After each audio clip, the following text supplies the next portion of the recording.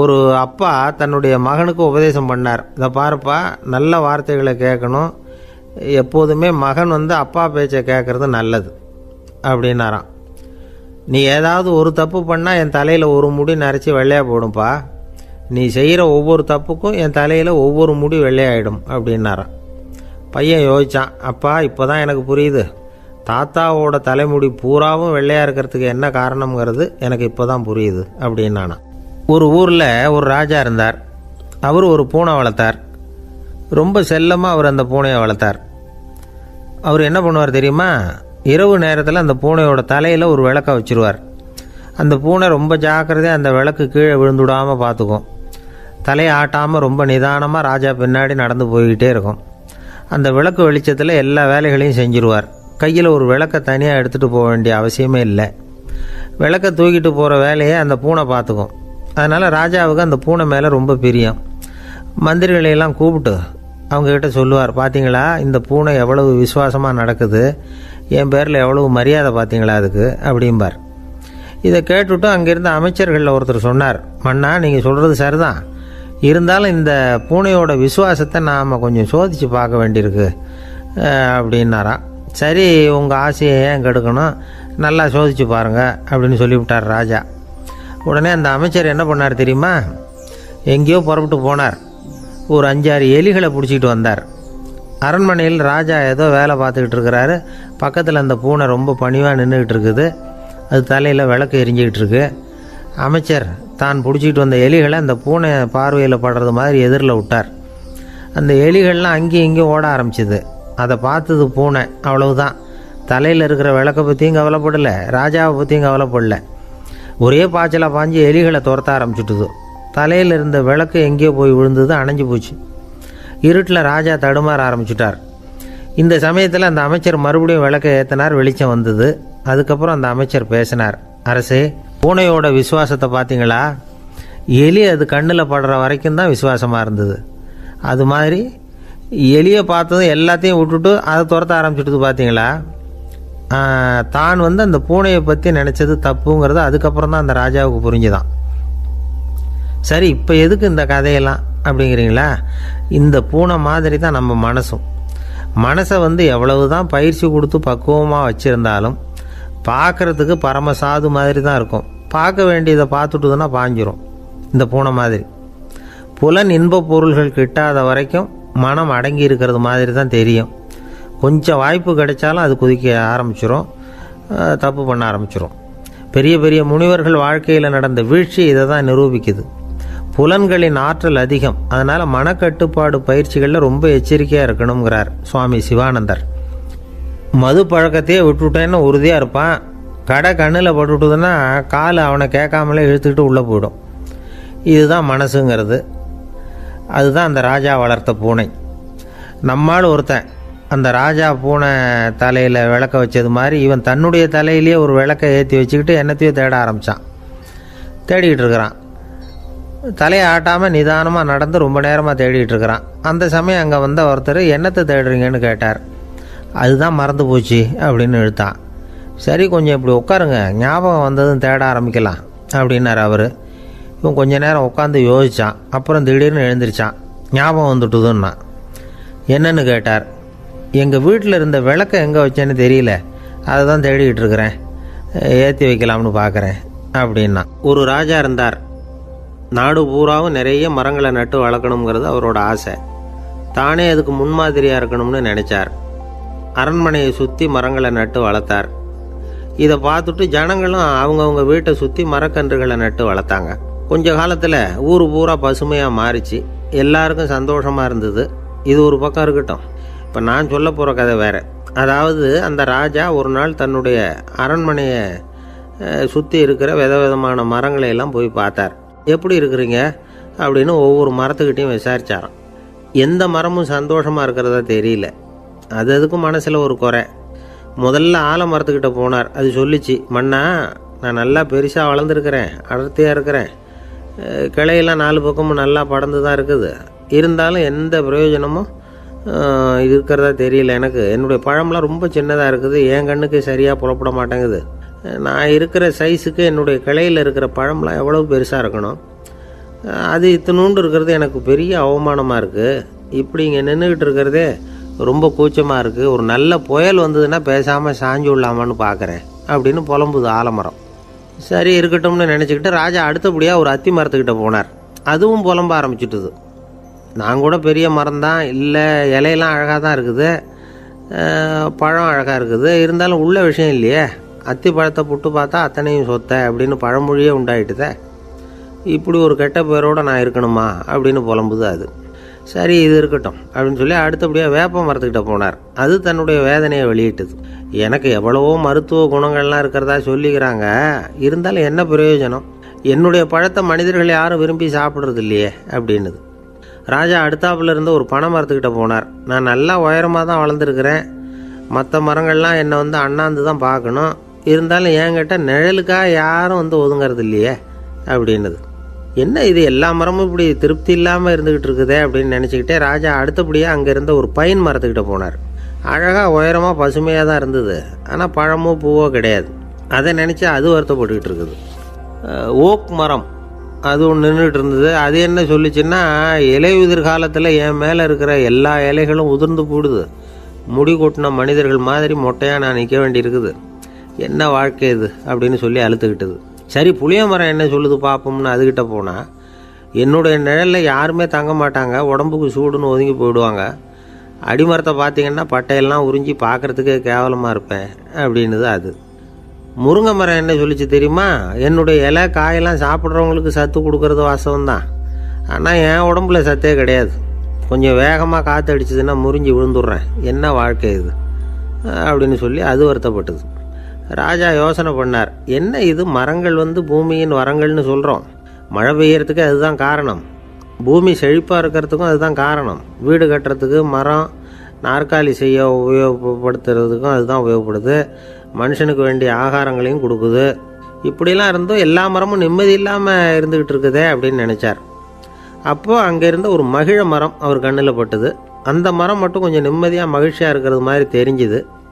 உடனே ராஜா அதுக்கிட்ட போனார். உனக்கு மனசில் எதுவும் குறை இல்லையான்னு கேட்டார். இல்லை நான் சந்தோஷமாக தான் இருக்கேன்னு அந்த மகிழ மரம். அப்படியான்னு ஆச்சரியமாக கேட்டார் ராஜா. ஆமாம் மன்னா, இந்த இடத்துல நீங்கள் ஒரு முருங்கை மரத்தையோ வேப்ப மரத்தையோ கூட நட்டிருக்கலாம், ஆனால் இந்த இடத்துல நடுறதுக்கு என்ன தேர்ந்தெடுத்துருக்குறீங்க, அதுவே எனக்கு பெருமை, அதுவே எனக்கு திருப்தி அப்படின்னு தான் மகிழ மரம். மகிழ மரம் சாதாரணமாக தான் இருக்கும், இளம் மஞ்சள் நிறத்தில் பூக்கள், அது காய்ந்தும் மனம் வீசும். மகிழ மரம் மாதிரி மன திருப்தியோடு வாழறதுக்கு நாம் கற்றுக்கணுமா. நாம் இந்த உலகத்தில் ஒரு நாயாவோ நரியாவோ கூட பிறந்திருக்கலாம், மனுஷனாக பிறந்திருக்கிறோம், அதுவே பெருமை தானே. இந்த நிறைவு தான் மகிழ்ச்சியின் ரகசியம். ஒரு பையன் அப்பா கிட்ட போய், அப்பா நீங்கள் இந்த உலகத்தில் ஒரு மனுஷனாக பிறந்தது என்னோட அதிர்ஷ்டம் நானா. ஏண்டா அப்படி சொல்கிறேன்னு இருக்கார் அப்பா. நீங்கள் ஒரு கரடியாக பிறந்திருந்தா இந்நேரம் நானும் ஒரு கரடி குட்டியாக தானே இருந்திருப்பேன் அப்படின்னு நானா பையன். இந்த உலகத்தில் நாம் நல்லபடியாக இருக்கணும்னா அதுக்கு முக்கியமாக தேவைப்படுறது ரெண்டு, ஒன்று செல்வம், இன்னொன்று அறிவு. சரி இது ரெண்டில் சிறந்தது எது அப்படின்னு ஒரு கேள்வி கேட்டால் என்ன பதில் சொல்கிறது? இதே கேள்வியை ஹஸ்ரத் அலி அவர்கள்கிட்ட கேட்டாங்களாம். அவர் ஒரு பெரிய அறிஞர். கேள்வி கேட்டவங்களும் சாதாரண ஆட்கள் இல்லை, இவங்களும் அறிஞர்கள். ஒரு நாள் ஹஸ்ரத் அலி அவர்கள்கிட்ட 10 அறிஞர்கள் வந்தாங்களாம். ஐயா நாங்கள் 10 பேரும் உங்ககிட்ட ஒரே கேள்வியை தான் கேட்க வந்திருக்கிறோம், ஆனால் எங்கள் 10 பேருக்கும் நீங்கள் தனித்தனியாக பதில் சொல்ல முடியுமா அப்படின்னு கேட்டிருக்காங்க. அதாவது அவங்க ஒரே கேள்விக்கு இவர்கிட்ட இருந்து 10 விதமான பதில் எதிர்பார்க்குறாங்க. சரி கேளுங்க என்ன கேள்வி அப்படின்னார் அவர். அப்போ தான் அவங்க கேட்டாங்களாம், செல்வம் அறிவு இது ரெண்டில் சிறந்தது எது, இதுதான் கேள்வி. ஹஸ்ரத் அலி என்ன பண்ணார் தெரியுமா, அவங்கள ஒவ்வொருத்தராக கூப்பிட்டார், ஒவ்வொரு விதமான பதிலை சொல்லி அனுப்புனார். முதல்ல ஒருத்தரை கூப்பிட்டார், சொன்னார், அறிவுங்கிறது தீர்க்கதரிசிகள், ஞானிகள், மகான்கள் இவங்களோட பரம்பரை சொத்து, ஆனால் செல்வங்கிறது கொடுங்கோலரின் ஆயுதம், அதனால் அறிவு தான் சிறந்தது அப்படின்னார்.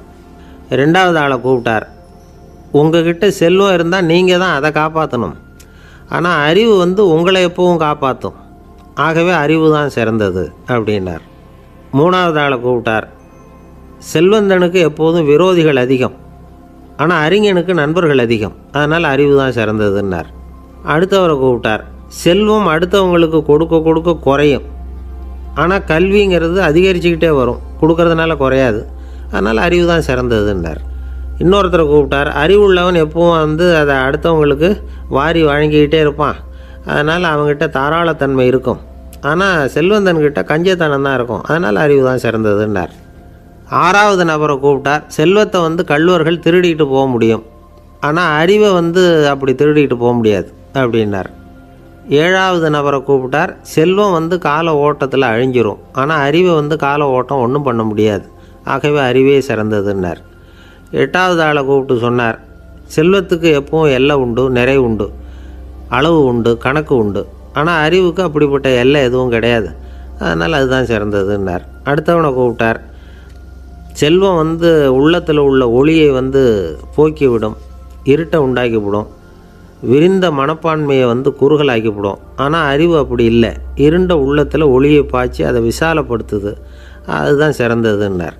கடைசியாக 10வது நபரை கூப்பிட்டார். செல்வம் மனசில் செருக்கை உண்டாக்குது, ஆணவத்தை ஏற்படுத்துது, அதனால் நானே கடவுள்னு நினைக்கிற அளவுக்கு மனுஷனை தாழ்த்தி விடுது. ஆனால் அறிவு பணிவையும் பண்பாட்டையும் வளர்க்குது, அதனால் அறிவு தான் சிறந்ததுன்னார். ஆக இப்படி 10 பேருக்கும் 10 விதமாக பதில் சொன்னது மூலமாக ஹஸ்ரத் அலி அவர்கள் அறிவு தான் செல்வத்தை விட சிறந்தது அப்படிங்கிறதுக்கு 10 காரணங்களை சுட்டி காட்டியிருக்கார். அந்த அறிஞர் 10 பேர் கேட்ட ஒரே கேள்விக்கு 10 பதில் சொன்னார். நமக்கு வேண்டிய ஒருத்தர் 10 பேர் கேட்ட கேள்விக்கு ஒரே பதில் சொல்லி சமாளித்தார். கேள்வி என்ன தெரியுமா? என்கிட்ட வாங்கின கடனை எப்போயா திருப்பி கொடுக்க போகிற? இதுதான் அந்த 10 பேரும் கேட்ட ஒரே கேள்வி. இந்த மாதம் 26ஆம் தேதி தந்துடுறேன் அப்படிங்கிற ஒரே பதில் சொல்லி அவ்வளவு பேரையும் இவர் அனுப்பி வச்சுட்டாராம். எல்லாரும் போனதுக்கப்புறம் இவரை தனியாக கூப்பிட்டு கேட்டிருக்கிறாங்க, அது என்ன சார் கணக்கு 26ஆம் தேதி, அன்னைக்கு என்ன அதிசயம் நடக்க போகுது அப்படின்னு கேட்டிருக்காங்க. அதிசயம் அன்னைக்கு இல்லை, அதுக்கு நாளே நடக்க போகுதுன்னாராம். விவரமாக சொல்லுங்கன்னு இருக்காங்க. வேறு ஒன்றும் இல்லைங்க, 26ஆம் தேதி தானே எல்லாரையும் வர சொல்லியிருக்கிறேன், அதுக்கு நாளே நான் புறப்பட்டு தலைமறைவாயிட போகிறேன் அப்படின்னாராம் ரொம்ப பெருமையாக. துருக்மேனியாவில் அஷ்காபாத் அப்படின்னு ஒரு நகரத்தில் ஒரு புவியியல் விஞ்ஞானி இருந்தார். அவர் ஒரு நாய்க்குட்டி வளர்த்தார். ஒரு நாள் முன்னிரவு நேரம் ஒரு மேஜைக்கு முன்னாடி உட்காந்து அந்த விஞ்ஞானி ஏதோ கணக்கு போட்டுக்கிட்டு இருக்கிறார். அவருக்கு ஒரு சின்ன பெண் குழந்தை, அது தொட்டிலில் தூங்கிட்டு இருக்குது. அந்த நாய்க்குட்டியும் ஒரு மூலையில் படுத்து அது பாட்டுக்கு தூங்கிட்டு இருந்தது. ஒரே அமைதி. அந்த நேரத்தில் திடீர்னு அந்த நாய்க்குட்டி துள்ளி எழுந்திரிச்சது, நேராக குழந்தைகிட்ட ஓடிச்சு. அந்த குழந்தைய அது போட்டிருந்த ட்ரெஸ்ஸோடு சேர்த்து கவ்வி தூக்கிக்கிட்டு வாசல் பக்கம் ஓடிச்சு. நாய்க்குட்டி குழந்தைய கவ்வி தூக்க முடியுமாங்கிற சந்தேகம் உங்களுக்கு இல்லையா? நீங்கள் நம்மூர் நாய்க்குட்டியவே பார்த்து பழக்கப்பட்டிருக்கீங்க, அதனால் நம்புறதுக்கு சிரமமாக இருக்கும். அந்த ஊர்லெலாம் அது ரொம்ப ஸ்ட்ராங்காக இருக்கும், ஒரு ஏதோ கண்ணுக்குட்டி மாதிரி இருக்கும். விஞ்ஞானி அதை பார்த்துட்டார். உடனே அந்த நாய்க்கு வெறி பிடிச்சிட்டுதுன்னு முடிவு பண்ணிவிட்டு தன்னோட கை துப்பாக்கி எடுத்துக்கிட்டு ஓடி வந்தார். அவர் வெளியில் நாய்க்குட்டி எங்கே அப்படின்னு பார்த்து தேடுறார். அந்த நேரத்தில் அந்த வீடு இடிஞ்சு விழுது. காரணம் பூமி அதிர்ச்சி. இப்படி பூமி அதிர்ச்சி உண்டாக போகுதுங்கிறது அந்த நாய்க்குட்டிக்கு முன்னாடியே தெரிஞ்சு போச்சு. அதுதான் குழந்தைய தூக்கிட்டு வெளியில் ஓடி வந்திருக்குது. அது மூலமாக அந்த குடும்பத்தையே காப்பாற்றிருக்குது அந்த நாய்க்குட்டி. இந்த சம்பவம் நடக்கிறதுக்கு 3 நாளைக்கு முன்னாடியே சில பிராணிகளுக்கு இப்படி நடக்க போகுதுங்கிறது தெரிஞ்சிருக்குதான். ஆமாம், அந்த நகரத்தில் 3 நாளைக்கு முன்னாடியே பாம்பு, பல்லி இதெல்லாம் அது தங்கியிருந்த வலையை விட்டு வெளியில் ஓடி வந்துட்டுது. அதே மாதிரி அங்கே இருந்த புறாவெல்லாம் பறந்து போயிடுச்சான். இதே மாதிரி யுகோஸ்லோவியாவில் கூட ஒரு நகரம், அங்கே ஒரு நாள் ராத்திரி ஒரு மிருக காட்சி சாலையில் திடீர்னு ஒரு பெரிய கலவரம், கூச்சல், குழப்பம். அங்கே இருந்த கழுதை, புலி, யானை, பறவை எல்லாம் கண்ணாபின்னான்னு கத்த ஆரம்பிச்சுட்டுது. நேர் யானை அதுக்குன்னு போடப்பட்டிருந்த தடுப்பையே தாண்டி குதித்து வெளியில் வந்துட்டு தான். மறுநாள் தான் எல்லாருக்கும் விஷயம் புரிஞ்சுது. அடுத்த நாள் காலையில் அங்கே பூமி அதிர்ச்சி உண்டாயிட்டுது. இப்போ பாருங்கள், அதாவது மனுஷனை போய் தீர்க்க தரிசி அது இதுன்னு சொல்லிகிட்டு இருக்கிறோம். இவனை விட அது பரவாயில்லைன்னு தோணுது. அதாவது மிருகங்கள் ஒன்று நடக்க போகுதுங்கிறத முன்னாடியே புரிஞ்சுக்குதே. சரி, இதெல்லாம் எப்படி அது முன்கூட்டி புரிஞ்சுக்குது? அதுதான் படைப்பு ரகசியம். அதை கண்டுபிடிக்கிறதுக்கு தான் மனுஷன் ஆராய்ச்சி பண்ணிகிட்டு இருக்கிறான். விஞ்ஞானிகளோட ஆராய்ச்சியெல்லாம் ஒரு பக்கம் இருக்கட்டும், வீட்டுக்குள்ளேயே சில ஆராய்ச்சி பண்ணி பாருங்களேன். இப்போ சில யோசனை சொல்லி அதை சோதனை பண்ணி பாருங்க அப்படின்னு ஒருத்தர் சொன்னாராம். அதாவது இப்போ மழை வருமா வராதா அப்படின்னு தெரிஞ்சுக்கணுமா, உடனே ஒரு பூனைக்குட்டி பின்னாடியே மெதுவாக போய் அது என்ன செய்யுதுன்னு கவனித்து பார்க்கணும். பூனைக்குட்டி தன்னோட பாதத்தினால சுகத்தில் அப்படி கீறிக்கிட்டு இருக்கும். அப்படி கீறினா கண்டிப்பாக மழை வரும். சில சமயம் பூனை விட்டு அப்படியே மல்லாந்து படுத்துக்கிட்டு பாதத்தை உயர தூக்கும், அப்படியும் இப்படியும் புரளும். இப்படி செஞ்சதுன்னா அன்னைக்கும் மழை இருக்காது. அதனால் முன்னாடி இருந்தது மழை வர்றதுக்கு அறிகுறி, இது மழை இல்லைங்கிறதுக்கு அறிகுறி. பறவைகள் பிராணிகள் இதுகளோட நடவடிக்கைகளை பார்த்துட்டு அதையெல்லாம் அடிப்படையாக வச்சு தான் காலநிலையை கண்டுபிடிக்கிற கருவிகளை கண்டுபிடிச்சிருக்கிறாங்க. வாத்து இருக்குல்ல, சில சமயம் தன்னோட அழகை தன்னோட இறகுகளில் அப்படியே புதைச்சிக்கும். அப்படி செஞ்சால் குளிர்காலம் வரப்போகுதுன்னு அர்த்தம். பருவநிலை குளிராக மாறப்போகுதுங்கிறதுக்கு இதுதான் அறிகுறி. சிட்டுக்குருவி இருக்குதுல்ல, அதெல்லாம் புழுதியில் உழுந்து புரளும், சிறகுகளை படபடன்னு அடிச்சுக்கும். அப்படி செஞ்சால் மழை வரப்போகுதுன்னு அர்த்தம். ஒன்று மட்டும் நாம் நல்லா தெரிஞ்சுக்கணும், இயற்கையின் சீற்றம்னு சொல்கிறோம் இல்லையா, இயற்கை ஏன் நம்ம மேலே கோவப்படுது? இயற்கையை நாம் அனுசரித்து போகிறதில்ல, அதனால் கோவப்படுது.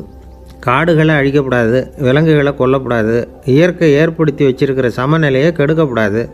அதை புரிஞ்சுக்கிட்டு வாழ்ந்தோம்னா பூமியும் நடுங்காது, நாமளும் நடுங்க வேண்டிய அவசியம் இருக்காது. ஒருத்தர் இருந்தார், சாராய கடைக்கு போனாராம், நிறைய சாப்பிட்டார். அப்புறம் சொன்னார், இது ரொம்ப அற்புதமான சரக்கு போல் இருக்குது, உள்ளே போன உடனே இந்த பூமியே நடுங்கிறது மாதிரி இருக்குது எனக்கு அப்படின்னாராம். இதுக்கு கடைக்காரர் சொல்லியிருக்கார், நீங்கள் சாப்பிட்டது வெறும் பச்சை தண்ணி தாங்க, இப்போ ஏற்பட்டிருக்கிறது நிஜம் பூமி அதிர்ச்சி அப்படின்னாராம். ஒரு ஊரில் ஒரு ராஜா இருந்தார். அந்த ராஜாவுக்கு ஒரு மந்திரி. ராஜா ரொம்ப நியாயமானவர், நேர்மையானவர், கண்டிப்பானவர். தப்பு செய்கிறது யாராக இருந்தாலும் தண்டனை கொடுப்பார். வேண்டியவங்களுக்கு ஒரு நியாயம், வேண்டாதவங்களுக்கு ஒரு நியாயங்கிறதெல்லாம் அவர்கிட்ட கிடையாது.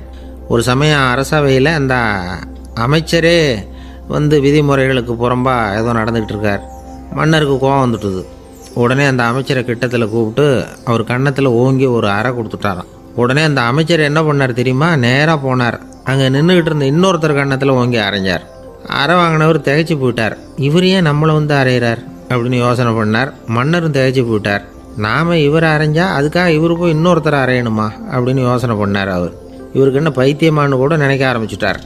ஆனால் என்ன ஆச்சுன்னா, அப்புறம் அமைச்சர் அவர் கவனிச்சிக்கிட்டு இருந்தாரா, அவர் இன்னொருத்தர் அரைஞ்சார் இல்லையா, அந்த அறை வாங்கின ஆசாமியை பார்த்து கத்திக்கிட்டு இருந்தார்.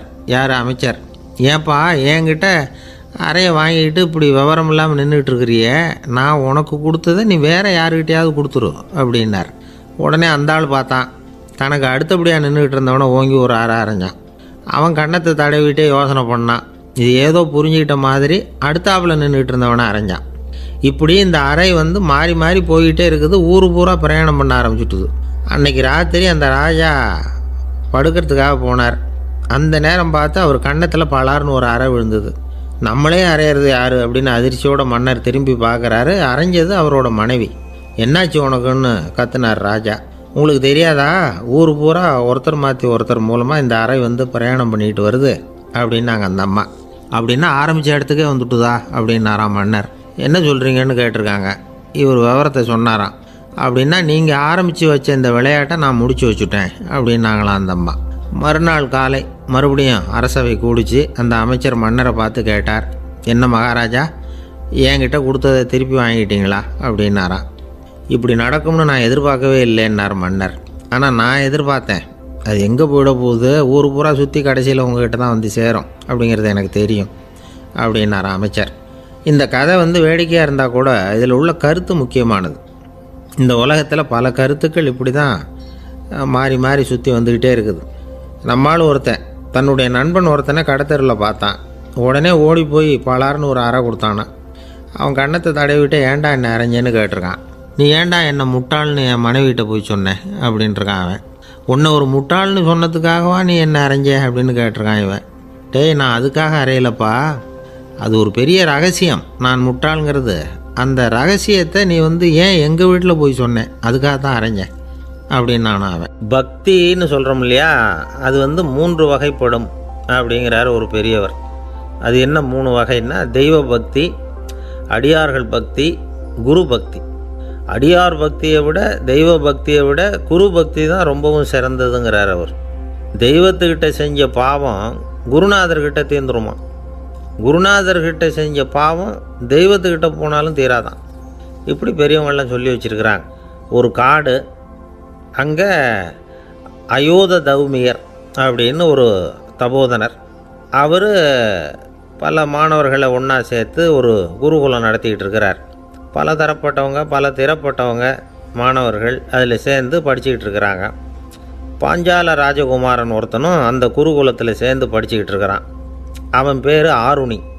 பெரிய இடத்து புள்ள, இருந்தாலும் படுப்பில் ரொம்ப கெட்டிக்காரனாக இருந்தான். அவன் தான் அங்கே முதல் மாணவன். ஒரு நாள் குருநாதர் அந்த அரசகுமாரனை கூப்பிட்டார். நம்ம குருகுலத்துக்கு சொந்தமான வயலில் தண்ணீர் பெருகி வெள்ளம் வந்து பயிரை வந்து அழிக்குதான், அதனால் நீ போய் மடையை அடைச்சிட்டு வந்துடும் அப்படின்னார். அந்த அரசகுமாரன் உடனே புறப்பட்டான். குருநாதர் சொல்லிட்டார்ல, உடனே புறப்பட்டான். நான் பெரிய இடத்து பிள்ளையாச்சே, ராஜகுமாரனாச்சே, ரொம்ப செல்வாக்கூட வளர்ந்தவனாச்சே, நான் போய் வயலில் இறங்கி வேலை செய்கிறதா அப்படின்னுலாம் அவன் நினைக்கல. குருநாதர் கட்டளையை நிறைவேற்ற வேண்டியது நம்ம கடமை அப்படின்னு நினச்சான். உடனே ஒரு மண்வெட்டியை தூக்கி தோளில் வச்சுக்கிட்டு புறப்பட்டு போயிட்டான். வயலுக்கு போனான். பார்த்தான், தண்ணி கரையை உடச்சிக்கிட்டு வயலுக்குள்ளே ஏகமாக பாஞ்சிக்கிட்டு இருக்குது. இவன் மண்வெட்டியால் களிமண்ணை புல்லோடு சேர்த்து புல் பற்ற மாதிரி வெட்டி வெட்டி போட்டான். இருந்தாலும் மடையை அடைக்க முடியல. தண்ணி அதை மீறி வந்துக்கிட்டே இருக்குது. தண்ணி வந்து வேகமாக வயலுக்குள்ளே போய்கிட்டே இருக்குது. போடுற பத்தையெல்லாம் கரைஞ்சி கரைஞ்சி போயிட்டுருக்கு. இருந்தாலும் இவன் தன்னுடைய முயற்சியை கைவிடலை. வெட்டி வெட்டி போட்டுக்கிட்டே இருக்கிறான். காலையில் அங்கே போனவன் சாயந்தரம் வரைக்கும் இப்படி செஞ்சுக்கிட்டு இருக்கிறான். உடம்பும் மனசும் ரொம்பவும் சோர்ந்து போச்சு. இருந்தாலும் குருநாதர் இட்ட கட்டளையை நிறைவேற்றாமல் இருக்கிறோமேங்கிற ஒரு குறை அவனுக்கு இருக்குது. குரு கட்டளையை நிறைவேற்றாத நான் வந்து இன்னமும் இருக்கணுமா அப்படின்னு யோசனை பண்ண ஆரம்பிச்சிட்டான். என்ன செய்யலாம்னு பார்த்தான். நம்ம குருநாதர் இட்ட பணிக்காக இந்த உடம்பையே தியாகம் பண்ணலாம் அப்படின்னு முடிவு பண்ணான். தண்ணி பாயுதில் அதுக்கு குறுக்க விழுந்து அப்படியே மடையை அடைச்சிக்கிட்டு அப்படியே படுத்துட்டான். இது மற்றவங்களுக்கு தெரியாது. அன்னைக்கு ராத்திரி ஒரு விளக்கு முன்னாடி உட்காந்து குருநாதர் பிள்ளைங்களுக்கு பாடம் சொல்லி கொடுத்துக்கிட்டு இருக்கிறார். முதல் வரிசையில் இருக்கக்கூடிய ராஜகுமாரனை காணலை. நம்ம ஆருணி எங்கே போனா அப்படின்னு சொல்லி மற்ற மாணவர்களை விசாரித்தார். இப்போ அவங்க சொன்னாங்க, சுவாமி அவன் காலையில் வயலுக்கு வந்து மடையை அடைக்கிறதுக்காக போனான், நீங்கள் தான் போக சொன்னீங்க, இன்னும் திரும்பி வரல அப்படின்னு ஒரு பையன். குருநாதர் உடனே ஒரு தீவெட்டி எடுத்துக்கிட்டு மாணவர்களை அழைச்சிக்கிட்டு வயலுக்கு போனார். அங்கே போய் பார்த்தா ஆளை காணும். ஆருணி ஆருணின்னு சொல்லி சத்தம் போட்டு கூப்பிட்டு பார்க்குறார். நான் இங்கே இருக்கேன் குருநாதா அப்படின்னு காலுக்கு அடியிலேருந்து ஒரு சத்தம் வருது. குனிஞ்சு பார்த்தா அவன் மடையில் படுத்துருக்குறான். என்னப்பா இதுன்னார். காலையிலேருந்து இந்த மடையை அடைச்சி பார்த்தேன் சுவாமி, முடியல, அதனால் இப்படி குறுக்க படுத்துட்டேன். என்னை தாண்டறதுக்கு பயந்து போய் தண்ணியே தேங்கி நின்றுட்டுது அப்படின்னா. அவனுடைய குரு பக்தியையும் அவனை தாண்டறதுக்கு அஞ்சு நிற்கிற தண்ணி தேக்கத்தையும் பார்த்துட்டு எல்லாரும் ரொம்ப ஆச்சரியப்பட்டு போயிட்டாங்களாம். ஆருணி எழுந்திரிச்சு வா அப்படின்னு கூப்பிட்டாரான் குருநாதர். அவன் தண்ணீரை பொழந்துக்கிட்டு எழுந்திரிச்சு வந்தானான். அதனால் அவனுக்கு வந்து உத்தாலகன் அப்படின்னு ஒரு பேர். உத்தாலகன்னா தண்ணீரை பிளந்தவன் அர்த்தம். அந்த உத்தாலகன் மாதிரி இந்த காலத்து மாணவர்களுக்கும் குரு பக்தி வேணும் அப்படின்னு சொன்னோம் ஒரு பள்ளிக்கூடத்தில். உடனே நிறைய மாணவர்கள் எழுந்திரிச்சு நின்னாங்க. சார், நீங்கள் எங்களை வந்து இன்னமும் சரியாக புரிஞ்சுக்கலன்னு நினைக்கிறோம். அன்னைக்காவது ஒருத்தன் அப்படி இருந்தான், இன்றைக்கி ஏகப்பட்ட உத்தாலகர்கள் இருக்கிறோம்.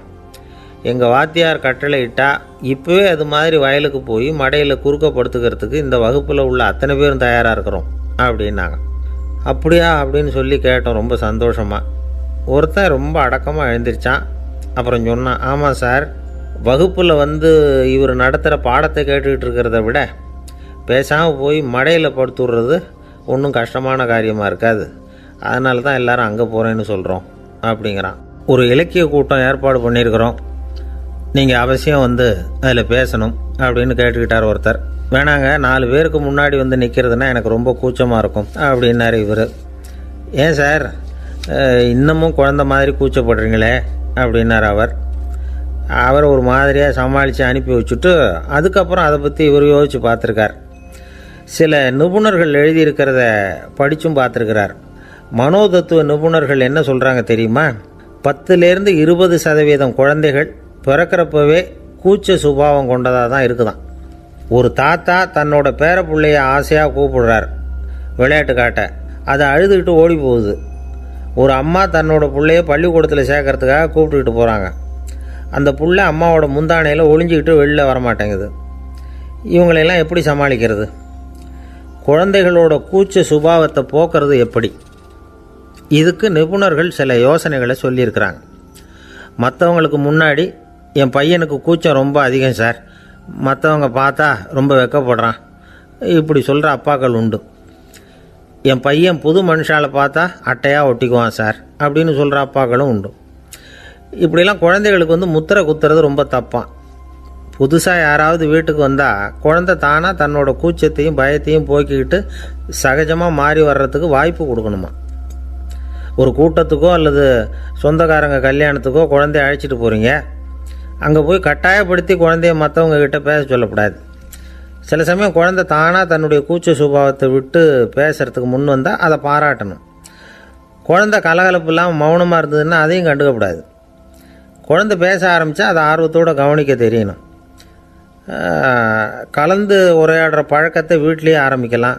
கேட்டதுக்கு பதில் சொல் அப்படின்னு நீங்கள் அதிகாரம் பண்ணிகிட்டு இருக்கக்கூடாது.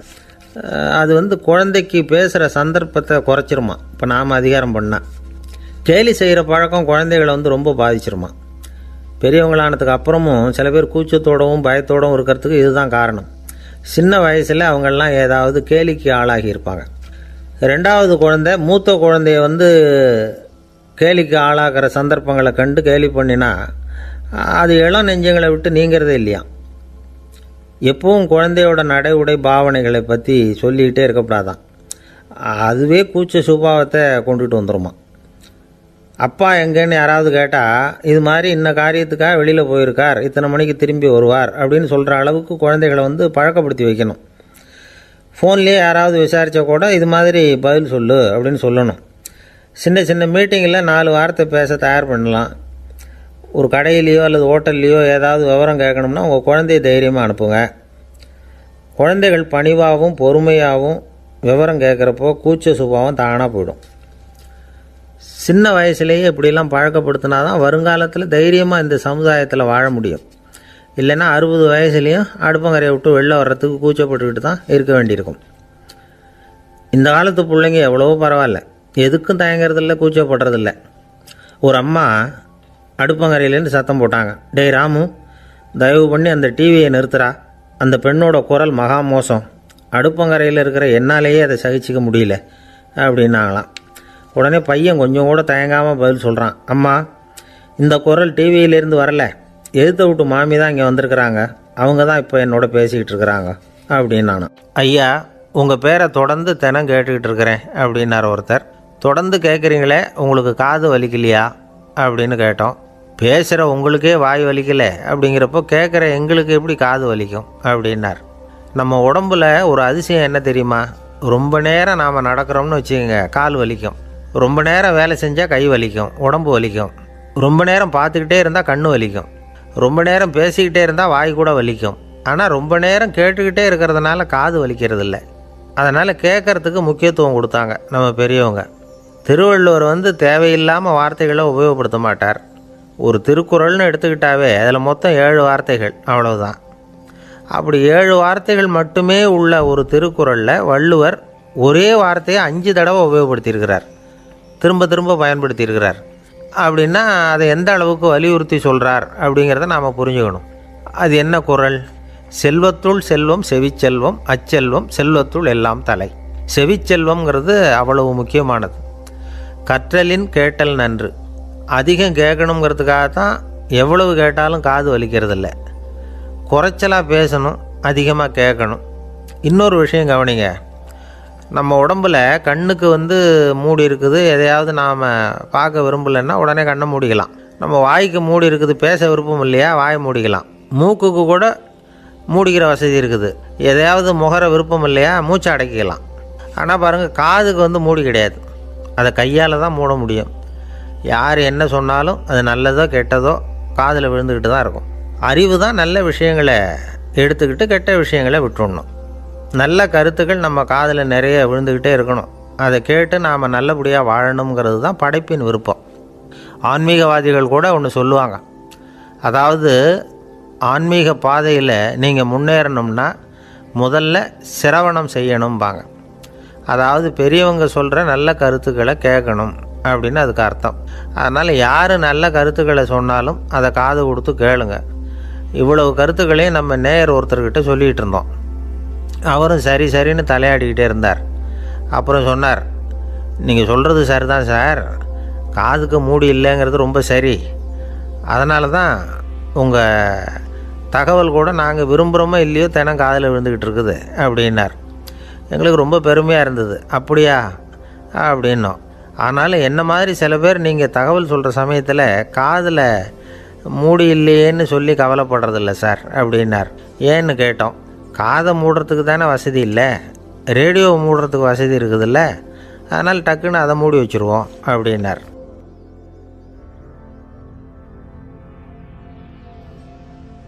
சில பேரை இப்படி சொல்கிறது உண்டு. அடுத்தவங்களை அனுசரித்து நடந்துக்க தெரியல, அவன் என்ன சார் மனுஷன் அப்படிம்பாங்க. சக மனிதர்களோடு எப்படி பழகிறது அப்படின்னு தெரியாததுனாலேயே பல பேர் இன்றைக்கி சங்கடப்பட்டுக்கிட்டு இருக்கிறாங்க.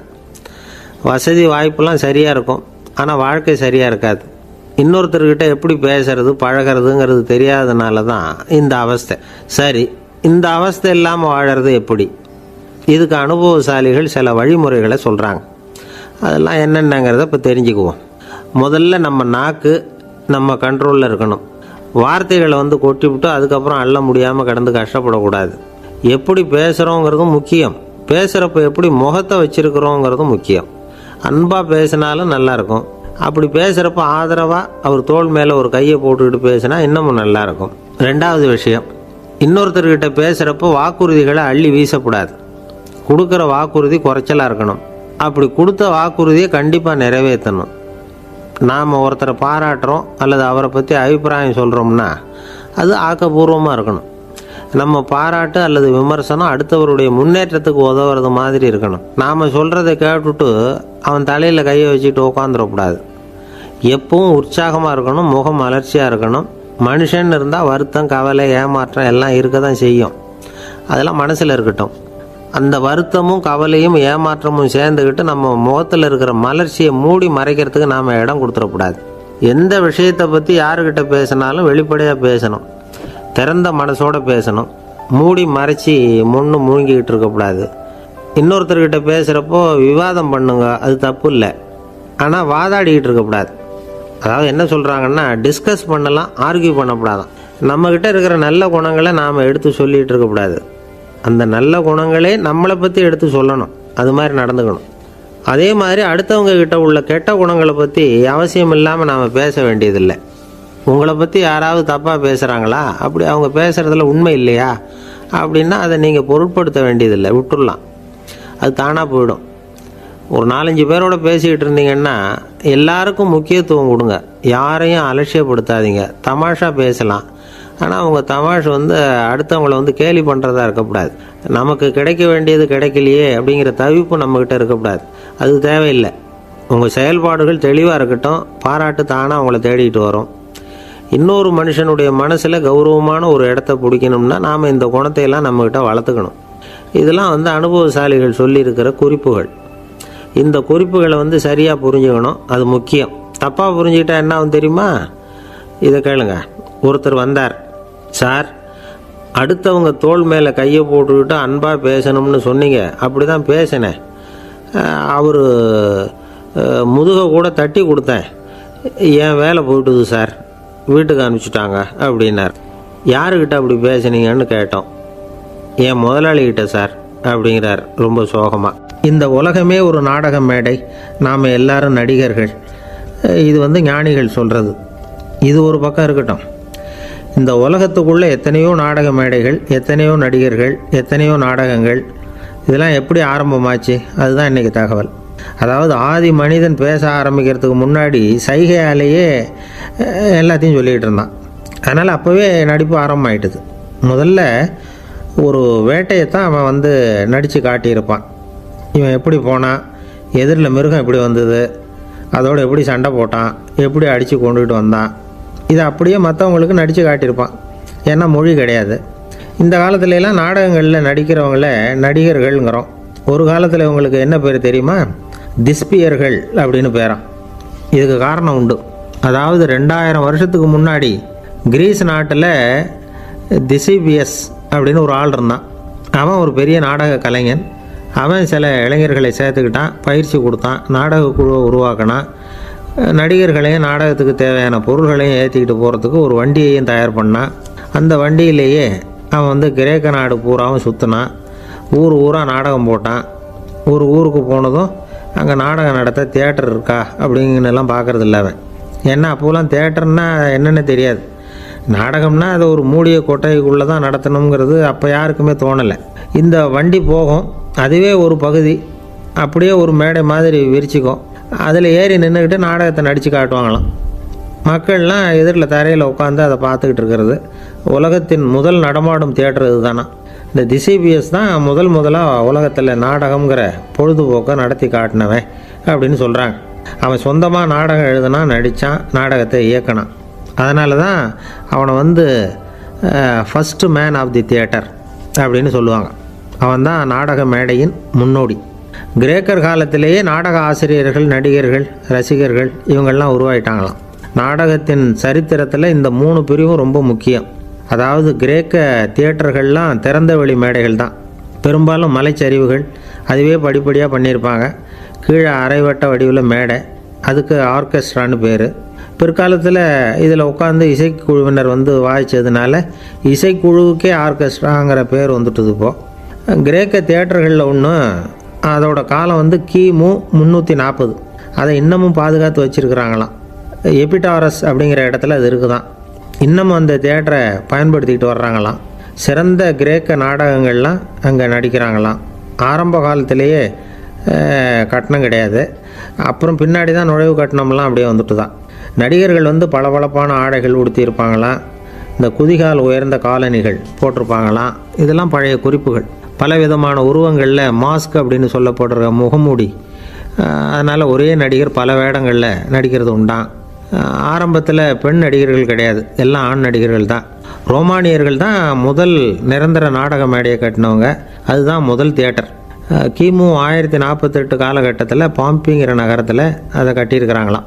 கிரேக்க ரோமானிய தியேட்டர்களின் அடிப்படையிலேயே இந்த இத்தாலிய வடிவ அமைப்பாளர்கள் இந்த குதிரை லாட வடிவில் ஒரு ஆடிட்டோரியத்தை உருவாக்கினாங்களாம். இப்படி அதை பற்றி நிறைய தகவல் இருக்குது. 1576 லண்டனில் இந்த பின்ஸ்பர்ரி, அப்புறம் இந்த பில்ட்ஸில், அப்புறம் ஜேம்ஸ் இப்படிங்கிற ஒரு முயற்சியால் தான் இங்கிலாந்தில் முதல் தியேட்டர் உருவாச்சான். அப்படி ஒருத்தர் இருந்தாராம். உலக நாடக மேடையின் வரலாறு இதுதான். அதாவது இப்போல்லாம் அறிவியல் வளர்ச்சி அதிகமாகிட்டுது. திரைப்படம், தொலைக்காட்சி எல்லாம் வந்தாச்சு. ஒவ்வொரு வீடுமே ஒரு குட்டி தியேட்டர் மாதிரி ஆகிட்டுது. தொலைக்காட்சி முன்னாடி உட்காந்து எழுந்திருக்கவே மனசு வர்றதில்லை. ஒரு அம்மா ஒரு மனோதத்துவ டாக்டரை தேடிட்டு வந்தாங்களாம் இந்த காலத்தில். டாக்டர், எங்கள் வீட்டுக்காரர் எப்போ பார்த்தாலும் டிவி முன்னாடி உட்காந்துக்கிட்டு அதையே வெறிச்சு பார்த்துக்கிட்டு இருக்கிறார், உத்து பார்த்துக்கிட்டு இருக்கார், எனக்கு சந்தேகமாக இருக்குன்னாங்களாம். இது மனக்கோளாறு இல்லைங்க, ஆர்வக்கோளாறு, அவ்வளவுதான், இதுக்காக பயப்படாதீங்கன்னாரான் டாக்டர். அப்படி இல்லை டாக்டர், டிவி ஓடும் பொழுது நாம் எல்லாம் அதை பார்க்குறோம் சரி, ஆனால் அவர் அப்படி இல்லை, டிவியை நிறுத்தினதுக்கு அப்புறமும் அதையே உத்து பார்த்துட்டு உட்காந்துருக்கிறார், அதனால தான் சந்தேகப்பட்டு உங்ககிட்ட வந்தேன் அப்படின்னாங்களாம். ஒரு சின்ன பையன் வந்தான். அவனை பார்த்து ஒரு கேள்வி கேட்டோம். ஏன்ப்பா உங்கள் வீட்டில் அம்மா புத்திசாலியா அப்பா புத்திசாலியா அப்படின்னு. அவன் அலட்சியமாக நம்மளை பார்த்து சிரிக்கிறான். என்ன சார் இது, இந்த காலத்தில் இது கூட தெரியாமல் இருக்கிறீங்களே அப்படிங்கிறான். ஒரு சின்ன பையன் நம்மளை பார்த்து இப்படி கேட்டு விட்டானே அப்படின்னு நினைக்கிறப்போ நமக்கு ஒரு மாதிரி ஆகிடும். அதுக்கப்புறம்தான் இந்த தாத்தா பாட்டிலாம் சொல்கிற ஒரு கதை ஞாபகத்துக்கு வந்தது. அது என்ன கதை தெரியுமா? ஒரு ஊரில் ஒரு அம்மாவும் பிள்ளையும் இருந்தாங்களாம். அந்த மகனுக்கு திடீர்னு தேசாந்திரம் போய் வரணும்னு ஆசை வந்துட்டுது. ஊராக போய் சுற்றி பார்க்கணுங்கிற ஆசை. அந்த அம்மாவுக்கு இது பிடிக்கல. மகனை பிரிஞ்சு இருக்கிறதுக்கு அவங்க மனசு இடம் கொடுக்கல. வேணாப்பான்னு சொல்லி பார்த்தாங்க, அவன் கேட்கல. திடீர்னு புறப்படவும் செஞ்சுட்டான். சரி, இனிமேல் அவனை தடுக்க முடியாதுன்னு முடிவு பண்ணிக்கிட்டாங்க அந்த அம்மா. இருந்தாலும் புத்திசாலித்தனமாக ஒரு யோசனை பண்ணாங்க. மகனை கிட்டத்தில் கூப்பிட்டாங்க. அவங்ககிட்ட சொன்னாங்க, இதை பாருப்பா, நீ தேசாந்திரம் போகிறதுன்னு தீர்மானம் பண்ணிவிட்ட, அதை நான் தடுக்கலை, போயிட்டு வந்துடும். ஆனால் போகிறதுக்கு முன்னாடி எனக்கு ஒரு வாக்குறுதி கொடுத்துட்டு போ அப்படின்னாங்க. போகிறப்போ ராத்திரியாக இருந்தாலும் பகலாக இருந்தாலும் சரி, புளிய மரத்து நிழலில் தான் தங்கணும். திரும்பி வர்றப்போ இரவும் பகலும் நீ வேப்ப மரத்து நிழல்லே தங்கணும் அப்படின்னாங்க. சரி, அப்படியே செய்கிறேன்னு சொல்லி வாக்குறுதி கொடுத்தான் பையன். புறப்பட்டு போனான். போகிற வழியில் புளிய மரத்து நிழல்லே தங்கினான், தூங்கினான். அப்படி போய்கிட்டே இருந்தான். 7ஆவது நாள் அவன் உடம்பு சுகமில்லாமல் போயிட்டுது. ரொம்பவும் பலவீனமாயிட்டான். இனிமேல் நடக்க முடியாதுங்கிற நிலைமை வந்துட்டுது. யோசித்து பார்த்தான். சரி, இதுக்கு மேலே போக வேண்டாம் அப்படின்னு முடிவு பண்ணிவிட்டு திரும்பி வர ஆரம்பிச்சிட்டான். திரும்பி வர்றப்போ வழியில் வேப்ப மரத்து நிழல்லையே தங்கி வந்தான். நாளுக்கு நாள் உடம்பு சரியாக வந்துட்டுது. 7வது நாள் வீட்டுக்கு வந்து சேர்றான். உடம்பு பழையபடியே கலகலப்பாயிட்டுது. பூரண சுகம். தேசாந்திரம் போன பையன் திரும்பி வந்துட்டானே அப்படின்னு அந்த அம்மா ஆச்சரியப்படலை. ஏன்னா அவங்களுக்கு தெரியும் இப்படி ஆகும்னு.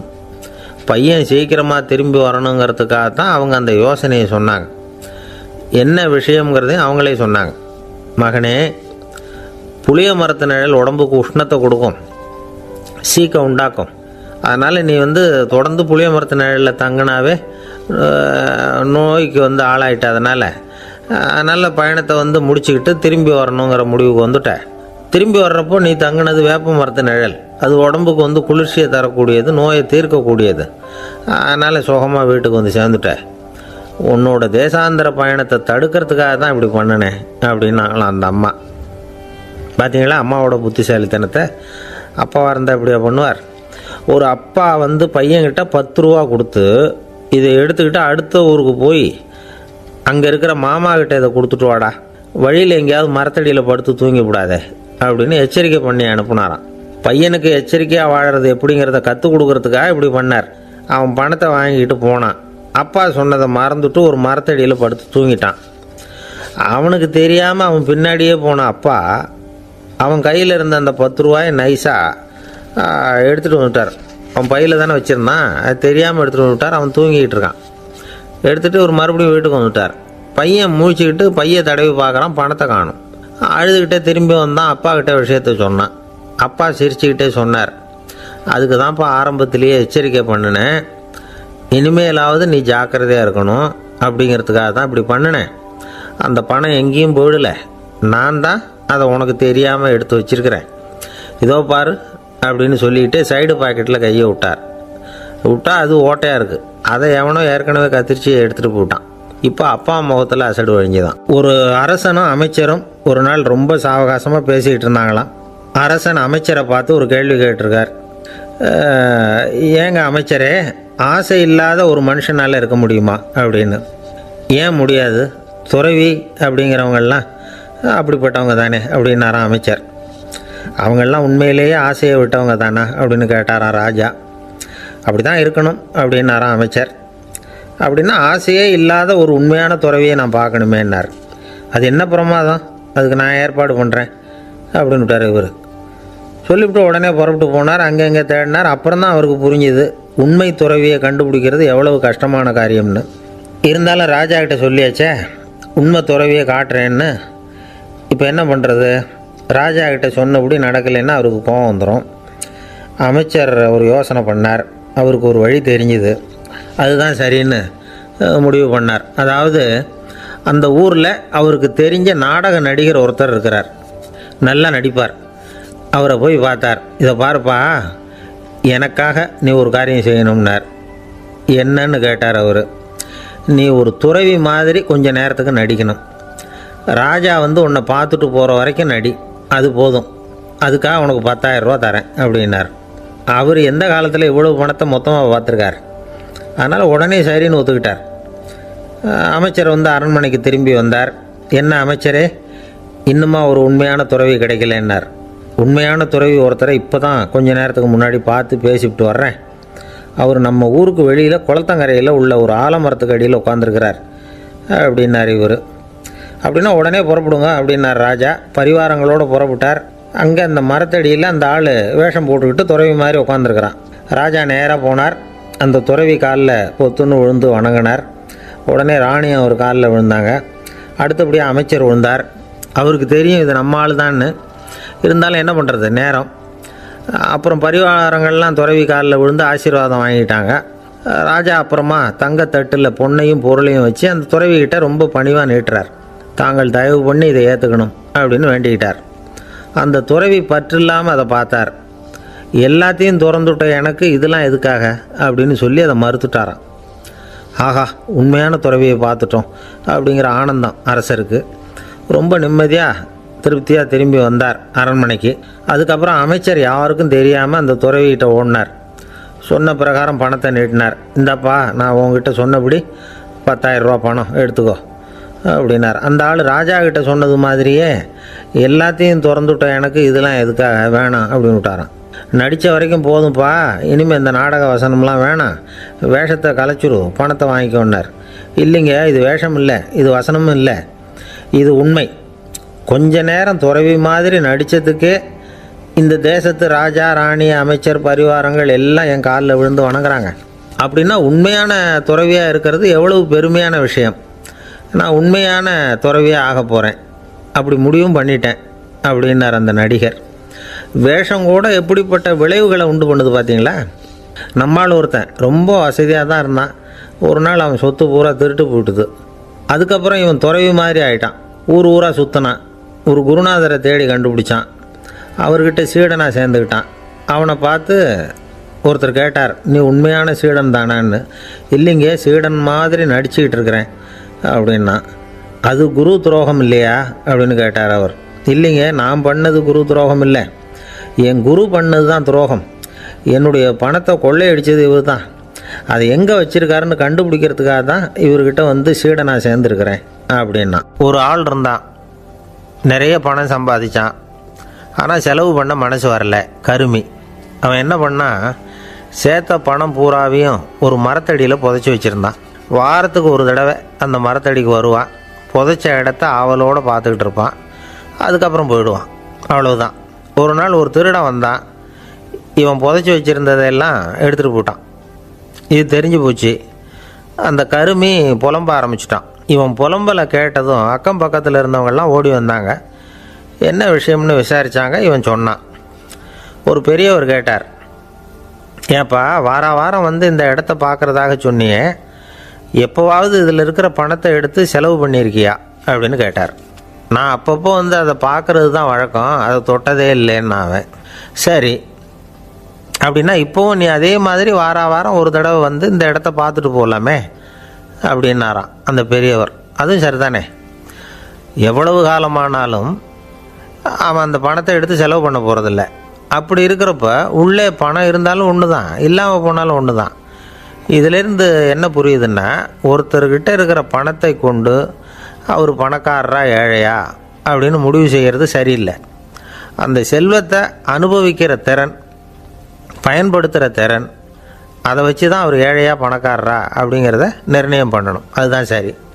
செலவு பண்ண தெரியாதவன் சேகரம் பண்ணிகிட்டே இருக்கிறதுனால என்ன பிரயோஜனம்? தலைமுடியே இல்லாதவன் தாராளமாக சீப்புகளை வாங்கி சேகரம் பண்ணுறது மாதிரி தானே இது. சில சமயம் செலவு பண்ண நாம் தயாராக இருந்தால் கூட அந்த செல்வம் நமக்கு பயன்படுறதில்ல.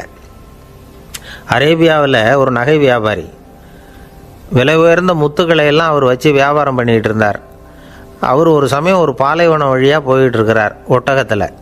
அப்போது திடீர்னு கடுமையான புயல் வீச ஆரம்பிச்சுட்டுது. திசை தவறி இவர் எங்கேயோ வந்துட்டார். கூட வந்தவங்களையும் காணலை, எங்கே போனாங்களோ தெரியல. இவர் ரொம்ப பயந்து போய் அங்கேயும் எங்கேயுமா அலைஞ்சு தெரிகிறார். வழியே தெரியல. பசி கடுமையாயிட்டுது. ஒட்டகத்து முதுகில் ஒரு மூட்டை இருந்தது. அதை பிரித்து பார்த்தார். உள்ளே ஏதாவது இருக்கான்னு தேடி பார்க்குறார். அது வரைக்கும் கண்ணில் தட்டுப்படாத அபூர்வமான ஒரு பை கண்ணில் பட்டுது. ஆஹா, அதில் ஏதாவது சாப்பிட்றதுக்கு இருக்கும் அப்படின்னு நினச்சி ஆவலாக அதை பிரித்து பார்க்குறார். அந்த பையில் விலை உயர்ந்த முத்துக்கள் நிறைய இருந்துதான். அப்போ தான் அவர் நினச்சாராம், விலை உயர்ந்த முத்துக்கள் கூட சாப்பிட்றதுக்கு உணவாக முடியாது அப்படிங்கிறத புரிஞ்சுக்கிட்டாராம். எந்த நேரத்தில் எது நமக்கு தேவையோ அது நமக்கு தாராளமாக கிடைக்கணும். அப்படி அது கிடைக்கிறதுக்கு நம்மக்கிட்ட இருக்கிற செல்வம் பயன்படணும். அது நமக்கும் பயன்படலாம், நம்ம மூலமாக அடுத்தவங்களுக்கும் பயன்படலாம். அதுதான் செல்வத்தின் பயன். ஒரு மரத்தடியில் ஒருத்தன் உட்காந்து அழுதுகிட்டு இருந்தான். அந்த பக்கமாக வந்த இன்னொருத்தன் ஏப்பா அழுதுகிட்டு இருக்கிறேன்னு கேட்டான். இந்த இடத்துல தான் பூமிக்கு அடியில் பணம் இருக்குது, புதைச்ச இடம் தெரியல, அதான் அழறேன் அப்படின்னா. நல்லா ஞாபகப்படுத்தி பாரு, எந்த இடத்துல புதைச்ச அப்படின்னு கேட்டான் இவன். அது எப்படி எனக்கு தெரியும், புதைச்சி வச்சிருக்கிறவன் நான் இல்லையே, எங்கள் எதிர்த்த வீட்டுக்காரன் அப்படின்னானா இவன். அந்த ஆள் என்னை கண்ணா பண்ணான்னு திட்டிவிட்டான் சார், அதை நினச்சா எனக்கு ரொம்ப வருத்தமாக இருக்குது அப்படின்னு சொல்லி கவலைப்பட்டார் ஒருத்தர். இதில் கவலைப்படுறதுக்கு என்ன இருக்குது அப்படின்னார் ஒரு பெரியவர். அவர் ஒரு மகான். என்ன சார் இப்படி சொல்கிறீங்க, ஒருத்தர் நம்ம பார்த்து திட்டுனா வருத்தமாக இருக்காதா அப்படின்னார். அது எப்படி வருத்தமாக இருக்கும், திட்டுறதுங்கிறது என்ன, அது வெறும் சத்தம் தானே அப்படின்னார் அந்த பெரியவர். நம்ம ஆளுக்கு தலையை பிச்சுக்கலாம் போல் இருந்தது. இருக்காது அப்படின்னா நமக்கே அப்படி தானே தோணுது. அந்த பெரியவர் சொல்கிறது ரொம்ப பெரிய விஷயம். அதை நாம் புரிஞ்சிக்க முயற்சி பண்ணலாம்னா நடைமுறை வாழ்க்கைக்கு அது ஒத்து வர்றது மாதிரி தெரிய மாட்டேங்குது. இருந்தாலும் அந்த பெரியவர் அதுக்கு என்ன தான் விளக்கம் கொடுக்குறாருன்னு பார்ப்போமே. ஒரு ரயில் போயிட்டுருக்கு, அதில் ஒரு சாது போயிட்டுருக்கார். அந்த ரயில் அவர் ஹரித்வாரம் போயிட்டுருக்கார். அவர் ரயிலில் ஏகப்பட்ட கூட்டம். நம்ம ஊர் ரயில் கேட்க வேணும், டிக்கெட் வாங்கிட்டு கொஞ்சம் பேர், வாங்காத கொஞ்சம் பேர். அது என்னத்துக்கு அனாவசியமாக டிக்கெட் அப்படிங்கிற நினப்பில் பாதி பேர். இந்த கூட்டத்துக்கு மத்தியில் அந்த சாதுவும் போயிட்டுருக்கிறார். உட்கார்றதுக்காக இருந்த இடத்துல ஒரு ஆள் படுத்துருக்கிறான், கொஞ்சம் முரட்டு ஆசாமி.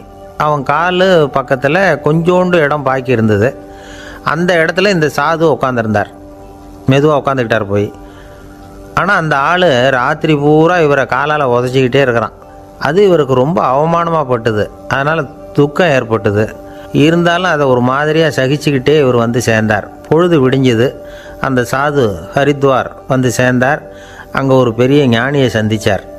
ராத்திரி ரயிலில் அந்த ஆள் உதைச்சதையும் அதனால் தனக்கு ஏற்பட்ட துக்கத்தையும் இந்த சாது அந்த ஞானிகிட்ட சொன்னார். சொல்லிவிட்டு, ஏன் சுவாமி, எனக்கு துக்கம் ஏற்பட்டதே, அது தப்பா அப்படின்னு கேட்டார். தவறு தான்னார் அந்த ஞானி. உனக்கு இன்னமும் தேக அபிமானம் போகலைங்கிறது தான் அது காட்டுது. அஷ்டாவக்கிரர் என்ன சொல்கிறார் தெரியுமா?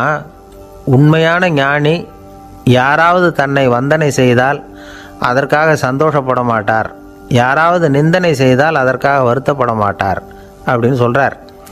நிந்தனைங்கிறது ஒரு ஒலி தான்.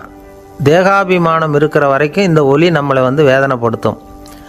நான் தேகம் இல்லை, ஆத்மா அப்படிங்கிற நினைவு இருந்தால் இந்த ஒலி நம்மளை பாதிக்காது. மனு என்ன சொல்கிறார் தெரியுமா? ஒரு சாதகன் பாராட்டுதலை விஷம்னு நினச்சி பயப்படணும், அவமானத்தை அமிர்தம்னு நினச்சி சந்தோஷப்படணுங்கிறார். அவமானப்பட்டால் கவலைப்படாமல் எப்படி இருக்க முடியும் அப்படின்னு தான் நமக்கு தோணும். அதனால தான் நம்மளில் யாரும் இதுக்கு உதாரணமாக யாரையும் காட்ட முடியல. புத்தரையும் கபீரையும் உதாரணமாக காட்டுறாங்க. அவங்களுக்கெல்லாம் அவமானம் ஏற்பட்டப்போ கவலையே படலையாம். புத்தரை அவமானப்படுத்தணுங்கிறதுக்காக கௌசாம்பி ராணி ஒரு இளம் பெண்ணை கொலை பண்ணி சடலத்தை புத்தர் குடிசைக்கு முன்னாடி போட சொன்னார். போட்டாங்க. புத்தர் தான் அந்த பொண்ணை கெடுத்து கொலை பண்ணிவிட்டாருன்னு எல்லாரும் நினச்சாங்க. ஆனால் புத்தர் இதை பற்றி கவலையே படலை. அப்புறமா உண்மை தெரிஞ்சதும் புத்தர் புகழ் இன்னும் அதிகமாயிட்டுது. ஒரு பெரிய சபையில் ஒரு மோசமான பொண்ணு நுழைஞ்சி தனக்கும் கபீருக்கும் சம்பந்தம் உண்டுன்னு சொன்னான். கபீர் கவலைப்படலை. அவங்க மாதிரியெல்லாம் நாமளும் இருக்க கற்றுக்கணும். நிந்தனை, அபகீர்த்தி, அவமானம் எல்லாம் ஆண்டவன் கொடுக்குற பிரசாதம்னு நினைக்கணும் அப்படின்னு சொல்கிறார் அந்த ஞானி.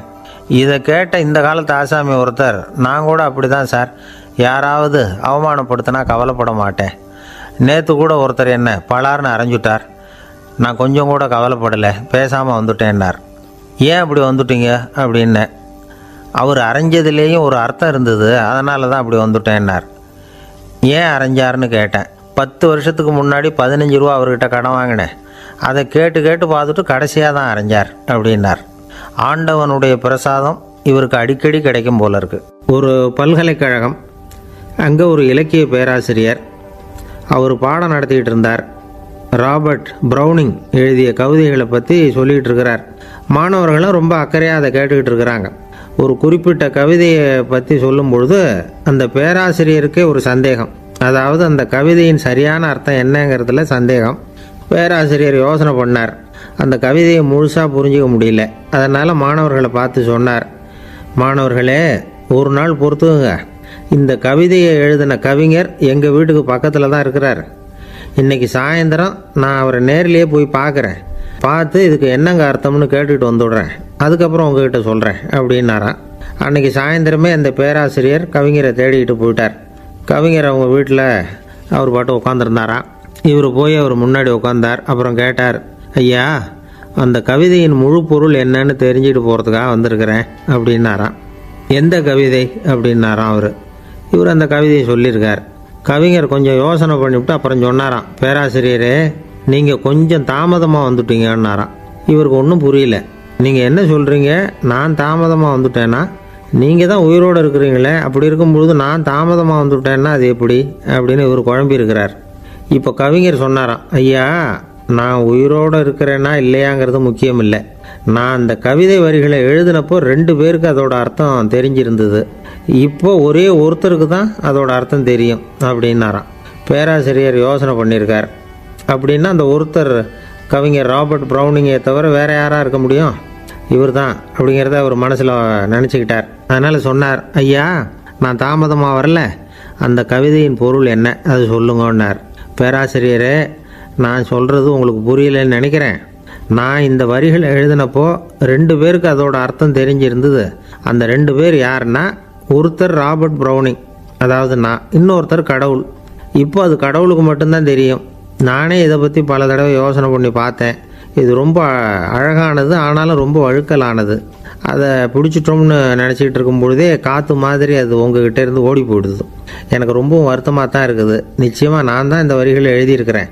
அதில் அர்த்தம் இருக்குங்கிறது எனக்கு தெரியும், அதை நான் உணர்றேன். ஆனால் நீங்கள் என்னை மன்னிக்கணும். எனக்கே கூட அதை என்னால் விளக்க முடியல. அப்படி இருக்கும் பொழுது உங்களுக்கு எப்படி அதை நான் விளக்க முடியும் அப்படின்னாரா அந்த கவிஞர்.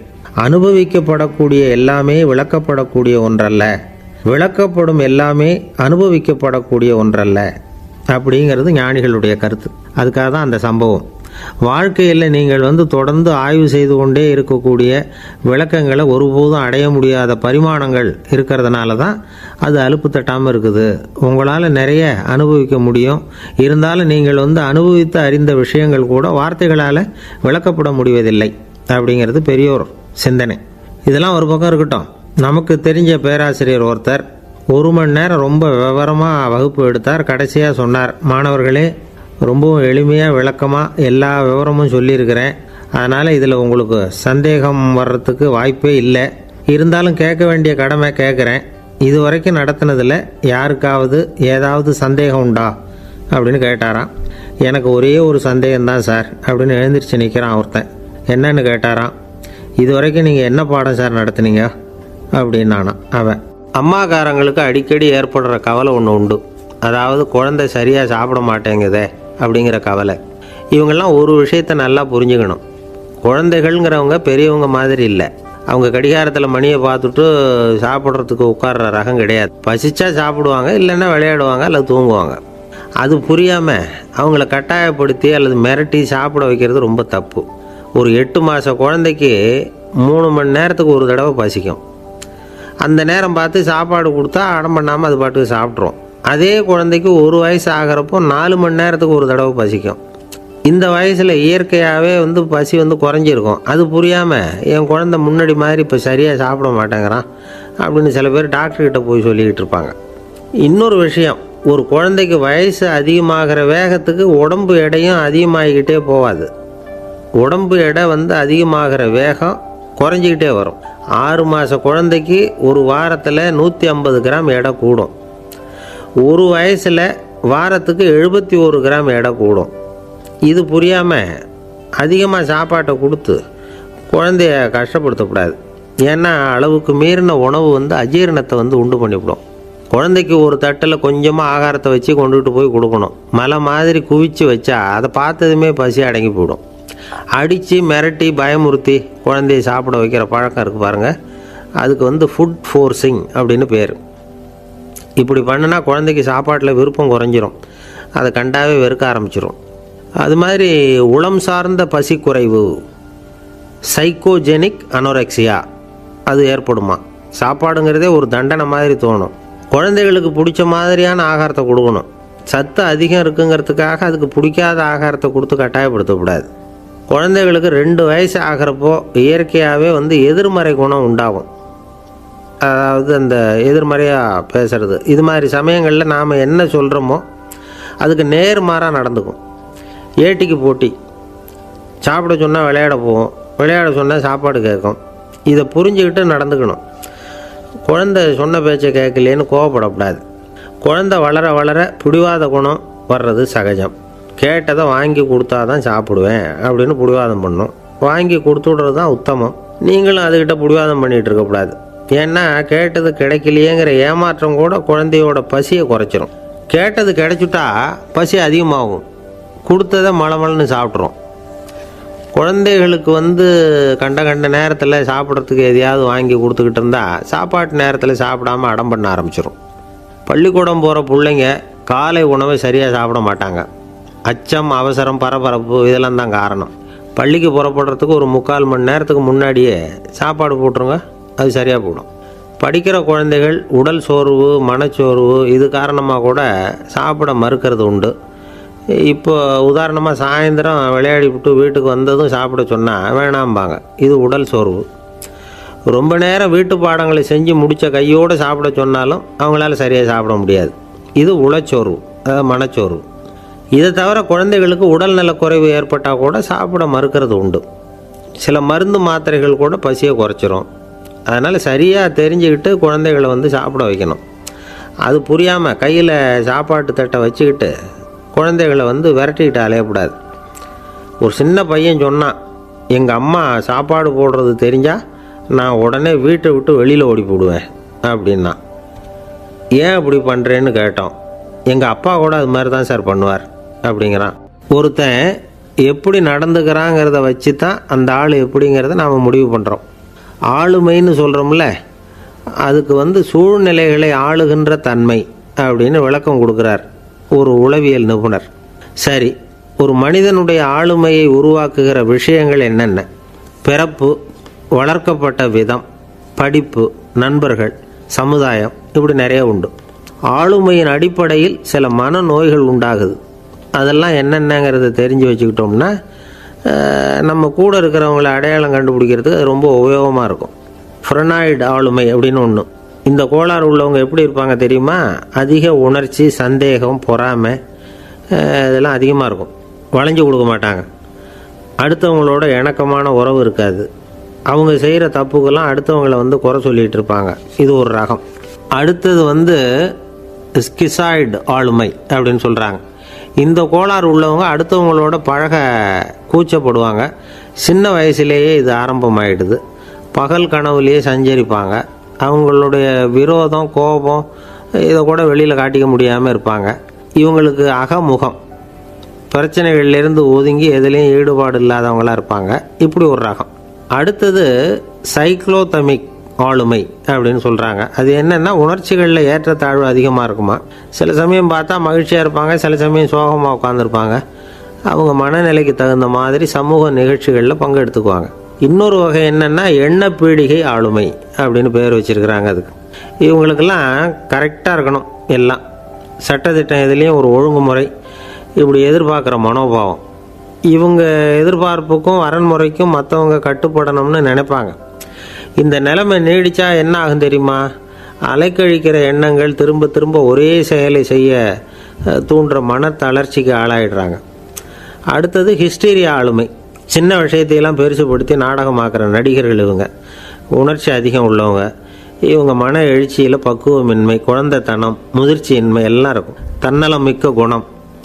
பிறர் தன்னை மட்டுமே கவனிக்கணும்னு நினச்சி செயல்படுறது, இதெல்லாம் இவங்க அடையாளம்.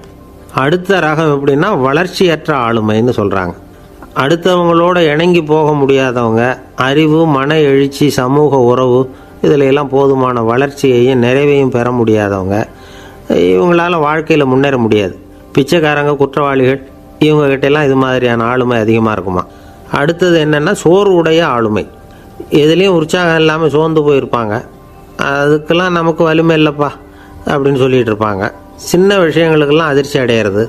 வாழ்வின் சுவையை அனுபவிக்க முடியாதவங்க. இன்னொரு ரகம் இது கொதித்தெழும் ஆளுமைங்கிறாங்க. எதுக்கு எடுத்தாலும் ஆத்திரம், குரோதம், வன் செயல் இதிலெல்லாம் ஈடுபாடு, இப்படி உள்ளவங்க. நத்தை வகை ஆளுமை அப்படின்னு ஒன்று. அடுத்தவங்க மேலே விரோதம் இருக்கும், அடிக்கணுங்கிற எண்ணம் இருக்கும். ஆனால் அதை அப்படியே வெளியில் காட்டாமல் அதே சமயம் அமைதியான முறையில் வெறுப்பை வெளிக்காட்டுற ரகம். இவங்கெல்லாம் பேசாமல் கம்முன்னு இருந்துக்கிட்டே நினச்சதை நிறைவேற்றிக்கிடுவாங்க. முன்ஜாக்கிரதை ஆளுமை அப்படின்னு ஒரு ரகமாக. பாதுகாப்பின்மை, சந்தேகம், முழுமையின்மை, அறவேக்காட்டுத்தனம் இந்த மனப்போக்கு அதிகமாக இருக்கிறதுனால அகம்பாவம், புடிவாதம், எச்சரிக்கை எல்லாம் அளவுக்கு மீறி இருக்கும். இதுவரைக்கும் நாம் பேசிக்கிட்டு இருந்த ஆளுமை பண்புகள் அளவுக்கு அதிகமாக போயிட்டுதுன்னா ஆளுமை கோளாறுகள் ஏற்படும். அதன் அடிப்படையில் மனவியாதிகள் வருமா. அதனால் இணக்கமான, எல்லாரும் விரும்புகிற இயல்பான ஆளுமையை பெறுவதற்கு நாம் முயற்சி செய்யணும் அப்படிங்கிறது மனோதத்துவ நிபுணர்களுடைய ஆலோசனை. ஒருத்தர் ஒரு மனோதத்துவ டாக்டரை தேடிட்டு வந்தாராம்.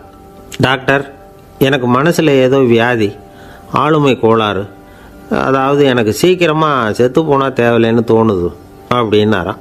உடனே அந்த டாக்டர், சரி அப்படின்னா இங்கேயே இருங்க, நான் வைத்தியம் பார்க்குறேன் அப்படின்னாராம். ஆஃபீஸ் முடிஞ்சு வீட்டுக்கு போகிற சமயத்தில் ஒருத்தர் கடைக்கு போய் ஸ்வீட் வாங்கினார். சரி, வீட்டுக்கு பிள்ளைங்களுக்கு தான் வாங்கிட்டு போகிறார் அப்படின்னு மற்றவங்க நினச்சாங்க. அவர் அப்படி செய்யலை. அந்த இடத்துலையே பொட்டலத்தை பிரித்தார். திருட மாதிரி அப்படியே சுற்றி ஒரு தரம் பார்த்துக்கிட்டார். யாரும் தெரிஞ்சவங்க இல்லைங்கிறத முடிவு பண்ணிவிட்டு அவசரமாக அதை அப்படியே போட்டு முழுகிவிட்டு கையை தொடச்சிக்கிட்டு நல்ல பிள்ளை மாதிரி நடந்து போக ஆரம்பிச்சிட்டார். அவர் யாருன்னா, அவரோட பிரச்சனை எல்லாருக்கும் தெரியாது, சில பேருக்கு தான் தெரியும். அதாவது அவர் உடம்பில் சர்க்கரை இருக்குதுன்னு டாக்டர் சொல்லிவிட்டாராம். அதனால் வீட்டில் சர்க்கரையே இவர் கண்ணில் காட்டுறதில்ல. அதனால் இவர் யார் கண்ணிலையும் படாமல் இப்படிப்பட்ட வேலைகள்லாம் செய்கிறது வழக்கம். யாருக்கும் தெரியாமல் இப்படி ஸ்வீட்டை வாங்கி சாப்பிட்டுட்டு அவர் பாட்டுக்கு போயிடுறது. இப்படிப்பட்டவங்களுக்கெல்லாம் கொஞ்சம் ஆறுதலான தகவல் இன்றைக்கி. அது என்னென்னா, நாம் சாப்பிட்ற சர்க்கரைக்கும் நம்ம உடம்பில் உள்ள சில கோளாறுகளுக்கும் அப்படி என்ன தான் சம்மந்தம் இருக்குது. இதை பற்றி சமீபத்தில் சில ஆராய்ச்சிகள்லாம் நடந்திருக்குது. ஏன்னா சர்க்கரைன்னாவே விஷம் மாதிரி அதை பார்க்குறவங்களும் சில பேர் உண்டு. சின்ன பிள்ளைங்களுக்கு வயத்தில் பூச்சி உண்டாகிறதுலேருந்து பெரியவங்களுக்கு நீரிழிவு வர்ற வரைக்கும் எல்லாத்துக்கும் சர்க்கரை தான் காரணம்னு சொல்லிகிட்டு இருக்கிறோம். ஆனால் அந்த அளவுக்கு பயப்பட வேண்டிய அவசியம் இல்லை அப்படின்னு சொல்கிறாங்க. சர்க்கரை வியாதி, இருதய நோய், பித்த நீர்ப்பை நோய், இதெல்லாம் சில நோய்கள்லாம் நாம் சாப்பிட்ற சர்க்கரைக்கும் தொடர்பு இருக்குன்னு நினைக்கிறோம். ஆனால் அப்படி சம்பந்தம் உண்டுங்கிறதுக்கு போதுமான அளவுக்கு ஆதாரம் இல்லை அப்படிங்கிறாங்க ஆராய்ச்சியாளர்கள்.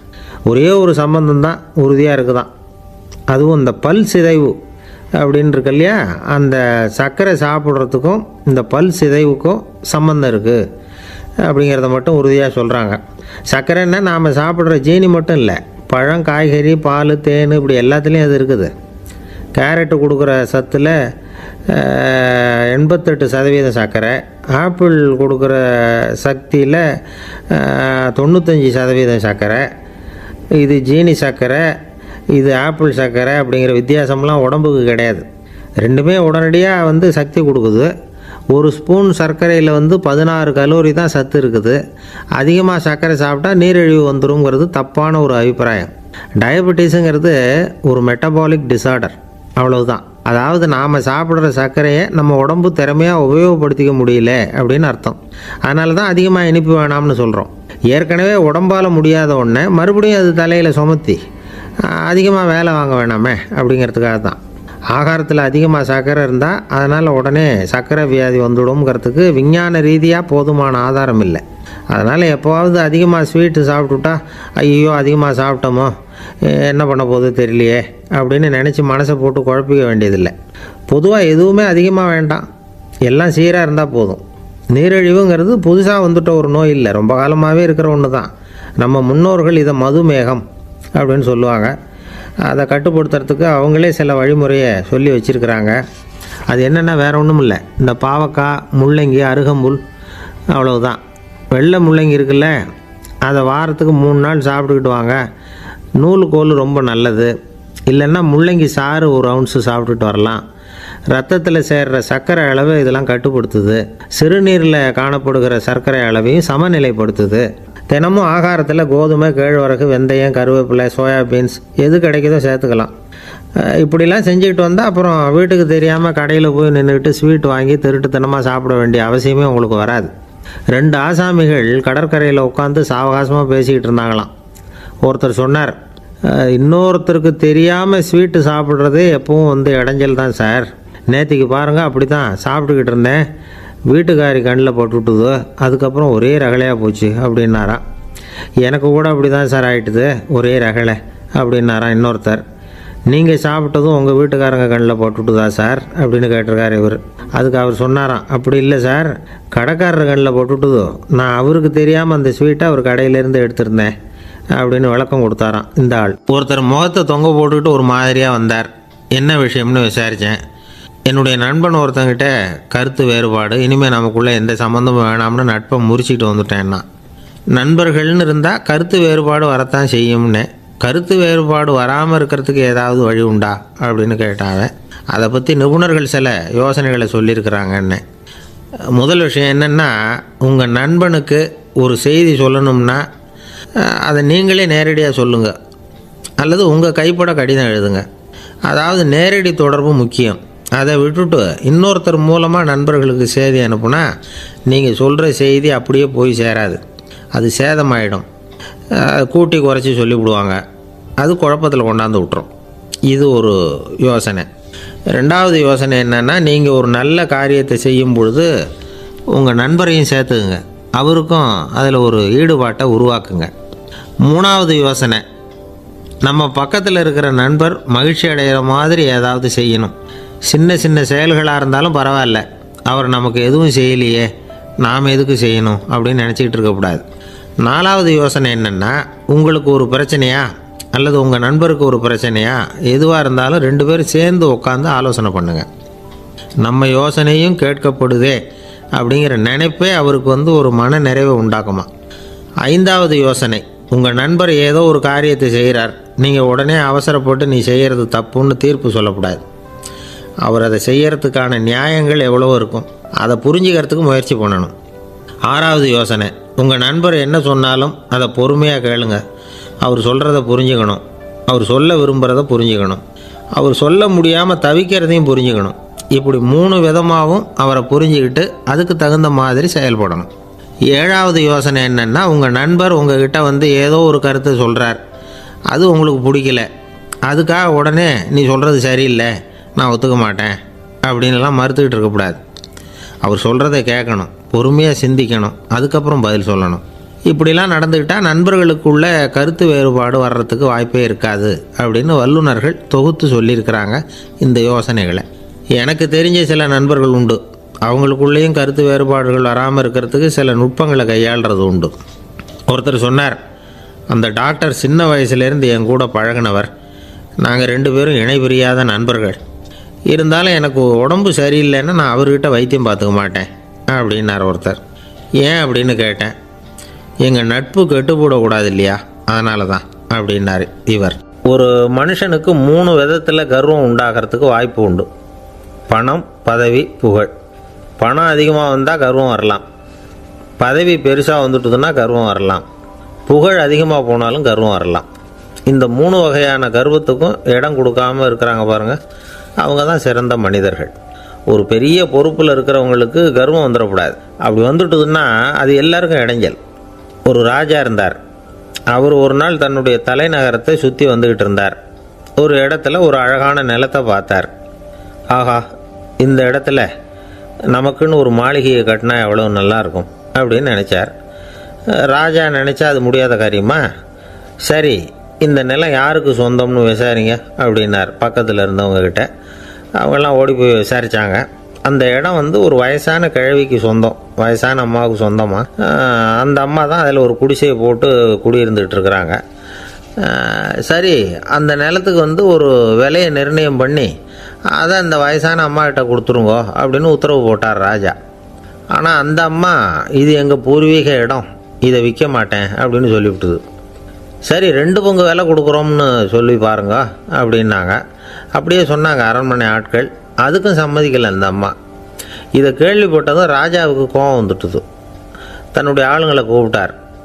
போய் அந்த குடிசையை பிரித்து எறிங்க, காசெல்லாம் ஒன்றும் கொடுக்காதீங்க அப்படின்னு கத்தினார். அவ்வளோதான். அடுத்த நிமிஷம் அரண்மனை ஆசாமிகள் போனாங்க, குடிசையை பிரித்து எரிஞ்சாங்க. அந்த வயசான அம்மா இருக்குது, அதுவும் அந்த இடத்த விட்டு துரத்தி விட்டாங்க. அந்த இடத்துல ஒரு அரச மாளிகையை கட்டி முடிச்சிட்டாங்க. அந்த வயசான அம்மா பாவம், ராஜாவே இப்படி பண்ணால் யார்கிட்ட போய் முறையிட முடியும்? ஒரு ஞானி இருந்தார், அவர்கிட்ட போய் சொன்னாங்க. அவர் இவங்க சொன்னதை கேட்டு மனசில் வச்சுக்கிட்டார். ஒரு நாள் அந்த ராஜாவே இந்த ஞானியை கூப்பிட்டார். புதுசாக ஒரு மாளிகை கட்டியிருக்கிறேன், வந்து பாருங்கன்னு. சரின்னு சொல்லி இந்த பெரியவர் ஒரு நாள் அந்த மாளிகைக்கு போனார். சும்மா போகல, ஒரு கழுதையையும் ஓட்டிகிட்டு போனார். கொஞ்சம் சாக்குகள், வெத்து சாக்கு, அதையும் எடுத்து கழுதை முதுகில் போட்டு கழுதையை ஓட்டிகிட்டு போகிறார். ராஜா பார்த்தார். அவருக்கு இது ஆச்சரியமாக இருந்தது. என்ன இது, மாளிகைக்கு வந்துட்டு போங்கன்னு கூப்பிட்டா கழுதை, சாக்கு இதெல்லாம் கூப்பிட்டு வராரு, ஒன்றும் புரியலையேன்னு நினச்சார். எதுக்காக இதெல்லாம்னு கேட்டார். அரசருடைய தோட்டத்திலேருந்து கொஞ்சம் மண் எடுத்துகிட்டு போகிறதுக்கு ஆசைப்படுறேன், அதுக்கு நீங்கள் அனுமதி கொடுக்கணும் அப்படின்னாரு இவர். இது என்ன வேடிக்கையான கோரிக்கையாக இருக்குது அப்படின்னு நினச்சார் ராஜா. இருந்தாலும் மண் தானே கேட்குறாரு, எடுத்துகிட்டு போகட்டுமே அப்படின்னு நினச்சார். சரி, நான் அனுமதி கொடுத்தார். அந்த பெரியவர் தோட்டத்துக்கு போனார். மண்ணை வெட்டினார், சாக்கில் போட்டு நிரப்புனார். ராஜாவை கொஞ்சம் கிட்ட வாங்கன்னு கூப்பிட்டார். இந்த மண் மூட்டையை தூக்கி கழுதையோட முதுகில் வைக்கணும், கொஞ்சம் உதவி பண்ணுங்கன்னார். ஓ பண்ணுறேனே அப்படின்னு சொல்லி ராஜா கிட்ட போனார். மூட்டையை தூக்கி பார்க்குறாரு, முடியல, திணறி போயிட்டார். இப்போ அந்த ஞானி பேசினாராம், அரசே, இந்த ஒரு சாக்கு மண்ணையே உங்களால் தூக்க முடியல, அந்த கிழவிகிட்ட இருந்து அந்த அக்கிரமமாக அபகரித்த இந்த தோட்டம் பூராவையும் சுமக்கணும்னு ஆசைப்படுறீங்களே, அது உங்களால் முடியுமா அப்படின்னு கேட்டாராம். ராஜா யோசனை பண்ண ஆரம்பித்தார். தன்னுடைய செயலுக்காக வருத்தப்பட்டாராம். அந்த வயசான அம்மாவை உடனடியாக வரவழைச்சார். தாயே, தப்பு பண்ணிட்டேன், என்னை மன்னிச்சுக்குங்க, இன்னையிலேருந்து இந்த மாளிகையும் தோட்டமும் உங்களுக்கு தான் சொந்தம் அப்படின்னு சொல்லிவிட்டாராம். போகிறப்ப இந்த உலகத்திலேருந்து எண்ணத்தை எடுத்துகிட்டு போக போகிறோம், அதனால் ரொம்பவும் அலட்டிக்க வேண்டியதில்லை, கர்வப்பட வேண்டியதில்லை அப்படிங்கிறது ஒரு பெரிய உபதேசம். ஒரு பெரிய மனுஷன் சாக கிடந்தார், ரொம்பவும் அழுதார். ஏன் அழறீங்க அப்படின்னு கேட்டாங்க சுற்றி இருந்தவங்க. நான் சாகிறதுக்காக கவலைப்படலை, நான் நம்ம ஜனங்களுக்காக எவ்வளவோ காரியம்லாம் செஞ்சுக்கிட்டு வந்தேன். நான் செஞ்சுக்கிட்டு வந்த சேவையை இனிமேல் யார் செய்ய போகிறாங்க, அது யாரால முடியும், அதை நினச்சி தான் அழறேன் அப்படின்னாராம். ஒருத்தர் முன்னாடி வந்தார். அதுக்காக நீங்கள் கவலைப்படாதீங்க, உங்கள் சேவையை தொடர்ந்து செய்கிறதுக்கு என்ன மாதிரி இளைஞர் பட்டாலும் தயாராக இருக்குது, இருந்தாலும் எங்கள் கவலை என்னென்னா அப்படின்னு இழுத்தார். என்ன சொல்லுங்கன்னு கேட்டார் அவர். நீங்கள் இது வரைக்கும் என்ன சேவை செஞ்சுக்கிட்டு வந்தீங்க, அதுதான் எங்களுக்கு இன்னமும் புரியாத புதிராக இருக்குது அப்படின்னாராம் அவர். இந்த காலத்து புள்ள ஒருத்தன் தன்னோட அப்பாவை பார்த்து சொன்னான், அப்பா, நான் உனக்கு உதவி செய்யலாம்னு நினைக்கிறேன், என்ன உதவி செய்யணும்னு சொல்லு அப்படின்னா. நீ சும்மா இருந்தால் அதுவே எனக்கு செய்கிற பெரிய உதவிடா அப்படின்னார் அப்பா. சும்மா இருக்கிறதும் ஒரு உதவி தான், அது மாதிரி மௌனமும் ஒரு சமூக சேவை தான் அப்படிங்கிறார் காஞ்சி பெரியவர். நமக்கு 5 புலன்கள் இருக்குது, மெய், வாய், கண், மூக்கு, செவி. இந்த 5லேயும் அதிகப்படியான வேலை எதுக்குன்னு நினைக்கிறீங்க? வாய்க்கு தான். ஏன்னா அதுக்கு 2 வேலை. இப்போ கண்ணுக்கு பார்க்குறது மட்டும்தான் வேலை, காதுக்கு கேட்குறது மட்டும்தான் வேலை, மூக்குக்கு வாசனை அறியறது தான் வேலை, உடம்புக்கு உணர்றது மட்டும்தான் வேலை. ஆனால் வாய் அப்படி இல்லை, அதுக்கு 2 வேலை, சாப்பிட்றதும் அதுதான், பேசுகிறதும் அதுதான். அதாவது வாய் ஒன்று தான் கர்மேந்திரியமாகவும் இருக்குது, ஞானேந்திரியமாகவும் இருக்குது அப்படின்னு சொல்லுவாங்க. சாப்பாட்டில் உட்காந்தா எந்தெந்த ஆகாரம் என்னென்ன ருசின்னு அறிவிக்கிற வேலையும் செய்யுது. சபையில் உட்காந்தா பாடுறது, பேசுறது, சிரிக்கிறது, இது மாதிரியான வேலையும் செய்யுது. இன்னொரு வித்தியாசம், கண்ணு, காது, மூக்கெல்லாம் ஸ்ட்ரெயின் பண்ணிட்டு வேலை செய்கிறதில்ல. ஒரு ரோஜா பூ பார்த்தா உடனே மூக்கு அப்படியும் இப்படியும் அசைய ஆரம்பிக்கிறதில்ல. ஒரு சங்கீதத்தை கேட்ட உடனே காது ஆட ஆரம்பிக்காது. ஆனால் வாய் அப்படி இல்லை, அது பேசினாலும் சரி சாப்பிட்டாலும் சரி அசைஞ்சு தான் ஆகணும். ஆக மற்றதை விட வாய்க்கு வேலை ஜாஸ்தின்னு தெரியுது. சாப்பிட்றது, பேசுறது அப்படின்னு 2 காரியம் அதுக்கு. இப்படி 2 காரியம் இருக்கிறதுனால அது 2ஐயும் பாதியாக குறைச்சிக்கணுங்கிறது கடவுள் அபிப்பிராயமாக இருக்கணும் அப்படிங்கிறார் காஞ்சி பெரியவர். ஆனால் இப்போ நாம் அப்படியே நடந்துக்கிறோம், அதுக்கு நேர்மாறாக நடந்துக்கிறோம். நாம் சாப்பிட்றதும் அதிகம், பேசுகிறதும் அதிகம், 2 வேலையையும் தேவைக்கு அதிகமாகவே செய்கிறோம். வாய் தான் ரொம்ப ஓவர் ஒர்க்குடு. அதுக்கு ஓய்வு கொடுத்தா உடம்பும் நல்லாயிருக்கும், உலகமும் நல்லாயிருக்கும். மௌன விரதம் இருக்கிறதெல்லாம் எதுக்காக நினைக்கிறீங்க? இதுக்காக தான். இந்த காலத்தில் மௌனமாக இருக்கிறவங்கெல்லாம் மகத்தான தொண்டு செய்கிறாங்க அப்படின்னு தான் சொல்லணும். சத்தம் அதிகமாக போய் தான் சவுண்டு பொல்யூஷன் வருது. அது மட்டும் இல்லை, மௌனமாக இருந்தால் சண்டை சச்சரவே வராது. மௌனம் கலக நாஸ்தி. ஆக இதுவும் ஒரு சமூக சேவை தான். நமக்கு தான் வாய் இருக்குதுங்கிறதுக்காக வசமாக சாப்பிட்றதும் தப்பு, வளவளன்னு பேசுகிறதும் தப்பு. ஒரு கருத்தை சொல்கிறதுக்கு ஒரே ஒரு சொல்லு போதும் அப்படின்னு இருக்கும்பொழுது 2 சொற்களை செலவு பண்ணாதே. எவ்வளவு சொன்னாலும் அதனால் ஒரு பயனும் விளையாது அப்படின்னு தெரிய வருமேயானால் அந்த ஒரு சொல்லையும் விரயம் பண்ணாதே அப்படிங்கிறார் ஒரு அறிஞர். எல்லா குணங்கள்லேயும் மௌனம்தான் சிறந்தது அப்படிங்கிறார் ஒருத்தர். மௌனமாக இருக்கிறது மூலமாக மற்றவர்கள் குறைகளை நம்மளால் தெரிஞ்சிக்க முடியும். அதே சமயத்தில் நம்மகிட்ட இருக்கிற குறைகளை மற்றவங்களுக்கு தெரியாமல் மறைச்சிக்கவும் முடியுங்கிறார் அவர். உண்மைதானே? ஒரு பெரிய மேடை பேச்சாளர், பொது வாழ்க்கையில் 25 வருஷ காலமாக ஈடுபட்டிருக்கிறவர். அவர் மனைவி ஒரு நாள் சொன்னாங்க, எங்கள் வீட்டுக்காரர் 25 வருஷ காலமாக பொது வாழ்வில் ஈடுபட்டிருந்தா கூட இந்த மாதம் 10ஆம் தேதியிலிருந்து தான் மக்களுக்கு சேவை செய்ய ஆரம்பிச்சிருக்கார் அப்படின்னாங்க ரொம்ப பெருமையாக. 10ஆம் தேதிக்கு அப்படி என்ன விசேஷம் அப்படின்னு கேட்டோம். அன்னையிலேருந்து தான் அவர் மேடையில் பேசுகிறத நிறுத்தினார் அப்படின்னாங்க அந்த அம்மா. ஒரு நண்பர் அவசரமாக என்கிட்ட ஓடி வந்தார். அப்புறம் சொன்னார், என்னால் நம்பவே முடியல சார், என் பையனை அப்படி அப்படின்னு சொல்லி ஆச்சரியப்பட்டார். உங்கள் பையன் அப்படி என்ன தான் செஞ்சுட்டான் அப்படின்னு கேட்டேன். என்னால் முடியாத ஒரு காரியத்தை அவன் செஞ்சுட்டான் சார் அப்படின்னார். அது என்னன்னு தான் சொல்லுங்களேன். என்ன 5வது வகுப்பில் அவன் ஒரே தடவையில் தேறிட்டான் சார், அதாவது ஒரே அட்டம்ப்டில் பாஸ் ஆகிருக்கான் அப்படின்னார் மூச்சு வாங்க. கஷ்டப்பட்டு பரீட்சை எழுதுனது அவன், இவருக்கு ஏன் மூச்சு வாங்குது? நம்மால் செய்ய முடியாத ஒரு காரியத்தை இன்னொருத்தர் செய்யும் பொழுது அது நமக்கு ஆச்சரியமாக இருக்குது. சர்க்கஸ் பார்க்குறோம், ஒருத்தர் அந்த இடத்துல தொங்குறார், அது நமக்கு ஆச்சரியம். ஏன்னா அது நம்மால் முடியாத காரியம். நம்மால் முடியாத ஒன்றை அடுத்தவர் எளிதாக செய்யும் பொழுது நாம் மருள்வது இயற்கை. இதை தான் தொல்காப்பியம் மருட்கை அப்படின்னு சொல்லுது. இந்த வியப்பு இருக்குதே, இது 4 வகையில் ஏற்படுறதாக தொல்காப்பியம் சொல்லுது. அது என்ன 4 வகை? முதல் வகை எப்படின்னா புதுமையான அரிய செயல்களை செய்கிறது. 2வது வகை என்னென்னா பெரும் செயல்களை செய்கிறது. 3வது வகை என்னென்னா மிக நுட்பமான செயல்களை செய்கிறது. 4வது வகை என்னென்னா ஆக்கம் தரும் செயல்களை செய்கிறது. புதுமை, பெருமை, சிறுமை, ஆக்கமோடு மதினம் சாலா மருட்கை 4 அப்படிங்கிறது தொல்காப்பியம். இன்றைக்கி விஞ்ஞானம் புதுசு புதுசாக எதையோ கண்டுபிடிக்குது. ஆரம்பத்தில் அது ஆச்சரியமாக இருக்குது, அப்புறம் அது நமக்கு பழகி போயிடுது. வானொலி பெட்டி புதுசாக வந்தப்போ ஒரு பெட்டி பேசுதுங்கிறது எவ்வளோ பெரிய ஆச்சரியம். இப்போ யாரும் அதை ஆச்சரியமாக பார்க்குறதில்ல. மதினம் சாலா மருட்கை அப்படின்னு ஒரு சொற்றொடர் வருது பாருங்கள், அதில் கருத்தாழம் உண்டு. எதை பற்றியும் போதுமான அளவு புரிந்து கொள்ளாத போது ஒருத்தர் ஆச்சரியப்படுறார். புரிந்து கொண்ட பிறகு ஆச்சரியம் மறைஞ்சு போடுது. மிக நுட்பமான செயல்களும் நம்ம ஆச்சரியப்பட வைக்கும். ஒரு அரிசியில் ஒரு திருக்குறளை எழுதி காட்டுறாங்க, ஒரு முட்டை ஓட்டுக்குள்ளே ஓவியம் தீட்டி காட்டுறாங்க. கருங்கல் சிற்பங்களில் எவ்வளவு நுட்பமான வேலைப்பாடுகளை எல்லாம் பார்த்து ஆச்சரியப்படுறோம். இது மாதிரி ஆக்கப்பூர்வமான அரிய செயல்களை செய்கிறது கூட வியப்பை உண்டு பண்ணும். குப்பை கூலங்களை கூட வாழ்க்கைக்கு பயன்படுகிற பொருளாக மாற்றுகிறவர்கள் இருக்காங்க, அவர்களுடைய செயல் வியப்பு அளிக்குது. இடைக்காட்டு சித்தர் பாடின 30 நூலில் வர்ற ஒரு பாடல், ஆற்றல் பிறர் அறிதலின் அகம் கிளர்வு உறுதலின் கற்று அறி பாணர் கெழுமிய கோடலின் தோற்றம் உருகவே போற்றல் சால் வியப்பே. ஒருத்தருடைய ஆற்றல் தெரியாமல் இருந்தது, அவருடைய அரிய செயலை பார்க்கும் பொழுது வியப்பாக இருந்தது, மனசுக்குள்ள கிளர்ச்சி. பாவலர்கள் இவர்களுடைய புகழை பாடி மற்றவர்களும் தெரிந்து கொள்ளுமாறு செய்கிறார்கள் அப்படிங்கிறது தான் ஒரு யதார்த்தமான உண்மை. ஆக எல்லா வகையிலும் மக்கள் தங்களுடைய வாழ்க்கையில் முன்னேறுவதற்கான வழிகாட்டுகிற ஒரு மெய்ப்பாடு தான் வியப்புங்கிறது. இந்த காலத்தில் நம்ம எப்படியெல்லாம் ஆச்சரியப்பட வைக்கிறாங்க. ஒரு ஆளை பிடிச்சி ஜெயிலில் கொண்டு வந்தாங்க. ஜெயில் அதிகாரி அவனை ரொம்ப ஆச்சரியமாக பார்த்தாராம்.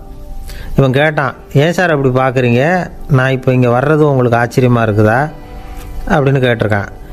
இதுக்கு ஜெயில் அதிகாரி சொல்லியிருக்கார், நீ இப்போ இங்கே வந்ததில் எனக்கு ஒன்றும் ஆச்சரியம் இல்லைப்பா, ஏற்கனவே நீ இங்கேருந்து விடுதலையாகி போய் 6 மாதம் ஆச்சு, இவ்வளவு லேட்டாக வர்றியே அதுதான் எனக்கு ஆச்சரியமாக இருக்குது அப்படின்னாராம். ஒருத்தர் ஒரு தவறு செஞ்சு விடுறாருன்னு வச்சுக்கோங்க, உடனே நீ செஞ்சது தவறு அப்படின்னு சொல்கிறது ஒரு வகை.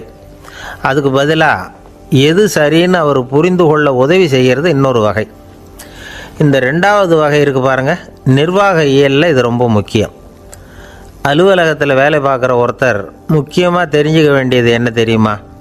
சக ஊழியர்கள்கிட்ட எப்படி பழகணும், மேலதிகாரிகள்கிட்ட எப்படி பழகணும், தனக்கு கீழே வேலை செய்கிறவங்கக்கிட்ட எப்படி பழகணும், வாடிக்கையாளர்கள்கிட்ட எப்படி பழகணும், இவங்க எல்லார்கிட்டையும் செம்மையான உறவை ஏற்படுத்திக்கிறது எப்படி, இதையெல்லாம் சொல்லிக் கொடுக்குற பாடம் தான் இன்டர் பர்சனல் ஸ்கில், திறமையான உறவு அப்படிங்கிறது. எந்த வேலையில் இருந்தாலும் சரி, இந்த உறவுகளை வளர்க்கும் திறன் உள்ளவங்க சீக்கிரம் முன்னுக்கு வந்துடுறாங்க. மற்றவங்க கிட்ட உறவை பலப்படுத்திக்கிறது எப்படி அப்படின்னு தெரிஞ்சுக்கிட்டோம்னா எந்த ஒரு தடையையும் சுலபமாக தாண்டி செய்கிற தொழிலில் முன்னுக்கு வந்துடலாம். ஹார்வர்டு பல்கலைக்கழகத்தில் ஒரு கணக்கெடுப்பு பண்ணி பார்த்தாங்களாம். பார்க்குற வேலையில் எது மாதிரி குணாதிசயம் உள்ளவங்க வேகமாக முன்னுக்கு வர்றாங்க அப்படின்னு தெரிஞ்சுக்கிறதுக்காக இந்த கணக்கெடுப்பு. வெவ்வேறு துறையில் வேகமாக முன்னுக்கு வந்திருக்கிற பல பேரை சந்தித்து இந்த சர்வேயை நடத்தியிருக்கிறாங்க. அவங்க கண்டுபிடிச்சி சொல்லியிருக்கிற உண்மை என்ன தெரியுமா? ஒருத்தர் ஒரு வேலையில் இருந்தால் அது சம்பந்தப்பட்ட சப்ஜெக்ட் பற்றிய அறிவு 35% இருந்தால் போதுமா. ஆனால் உறவுகளை வளர்க்கக்கூடிய திறன், இன்டர் பர்சனல் ஸ்கில்லு 65% வேணும். இப்படி உள்ளவங்க சீக்கிரம் முன்னுக்கு வந்துடுறாங்களாம். அதனால் ஒருத்தருக்கு வேலை சரியாக புரியலைன்னா கூட விவரமாக மற்றவங்கக்கிட்ட பழகிறது எப்படின்னு புரிஞ்சால் போதும், அவர் முன்னுக்கு வந்துடலாம். அலுவலகங்களில் மட்டும் இல்லை, எல்லா இடங்கள்லேயும் இது ரொம்ப முக்கியம். வீட்டுக்குள்ளேயும் இது ரொம்ப முக்கியம், வீட்டுக்கு வெளியேயும் இது முக்கியம். அடுத்தவங்கக்கிட்ட பழகிறது எப்படிங்கிறத தெரிஞ்சிக்காதவன் வாழ்க்கையில் முன்னேற முடியாது. இன்றைக்கி ஆயுதங்களால் காயப்படுத்தி கொள்ளுகிறவர்களை விட வார்த்தைகளால் காயப்படுத்தி கொள்ளுகிறவர்கள் தான் அதிகம். பெரியவங்க என்ன சொல்கிறாங்க தெரியுமா? நீங்கள் இந்த பூமியில் பிறந்ததன் அர்த்தம் பூர்த்தி ஆகணும்னா அடுத்தவங்களுக்கு உதவி பண்ணுங்க. அடுத்தவங்களுக்கு உதவி செய்ய முடியாவிட்டால் கூட பரவாயில்லை, ஆனால் யாரையும் புண்படுத்தி விடாதீங்க அப்படின்னு சொல்கிறாங்க. எனக்கு தெரிஞ்ச ஒருத்தர் ஒரு அலுவலகத்தில் வேலை பார்க்குறார். அவர் சொல்லுவார், எனக்கு இந்த இன்டர்பர்சனல் ஸ்கில் ரொம்ப அதிகம் சார். சக ஊழியர்கள்கிட்ட ரொம்ப சுமூகமாக நடந்துக்குவேன். என் கூட வேலை பார்க்குற ஒருத்தருக்கு ஏதாவது ஒரு கஷ்டம்னா அந்த சமயத்தில் அவர் செய்ய வேண்டிய வேலையை நான் செஞ்சுருவேன் சார் அப்படிம்பார். நான் அவர்கிட்ட சமீபத்தில் அப்படி ஏதாவது செஞ்சுருக்கீங்களா அப்படின்னு கேட்டேன். செஞ்சுருக்கேன் சார். போன வாரம் புதன்கிழமை ஆஃபீஸில் என் பக்கத்து சீட்டுக்காரருக்கு வயிற்று வலி. உடனே நான் மெடிக்கல் லீவ் போட்டுவிட்டு எங்கள் வீட்டுக்கு போயிட்டேன் சார் அப்படின்னார். ஒரு அம்மா தெருவில் உட்காந்து என்னத்தையோ தேடிட்டு இருக்கிறாங்க. அந்த அம்மா ஒரு சுஃபி ஞானி. அவங்க பேர் என்னென்னா ரபியா அல் அடாவியா. அந்த அம்மாவுக்கு கண் கூட தெளிவாக தெரியாது. அந்த பக்கமாக வந்த சில பேர் இவங்களுக்கு உதவி செய்கிறதுக்காக வந்தாங்க. என்ன தேடிகிட்டு இருக்கிறீங்க அப்படின்னு கேட்டாங்க. இதுக்கு அந்த அம்மா, அந்த கேள்வி அவ்வளோ முக்கியத்துவம் இல்லை, நான் தேடிகிட்டு இருக்கிறேன், உங்களால் முடிஞ்சால் எனக்கு உதவி பண்ணலாம் அப்படின்னாங்களாம். உதவி செய்ய வந்தவங்களுக்கு ஆச்சரியம். எதை தேடுறோங்கிறது தெரியாமல் இப்படி ஏன் நேரத்தை செலவழிக்கிறீங்க? நாங்கள் எப்படி உங்களுக்கு உதவ முடியும்? எங்களுக்கு ஒன்றும் புரியலையே அப்படின்ட்டுருக்காங்க. சரி, உங்களை திருப்தி பண்ணுறதுக்காக சொல்கிறேன்.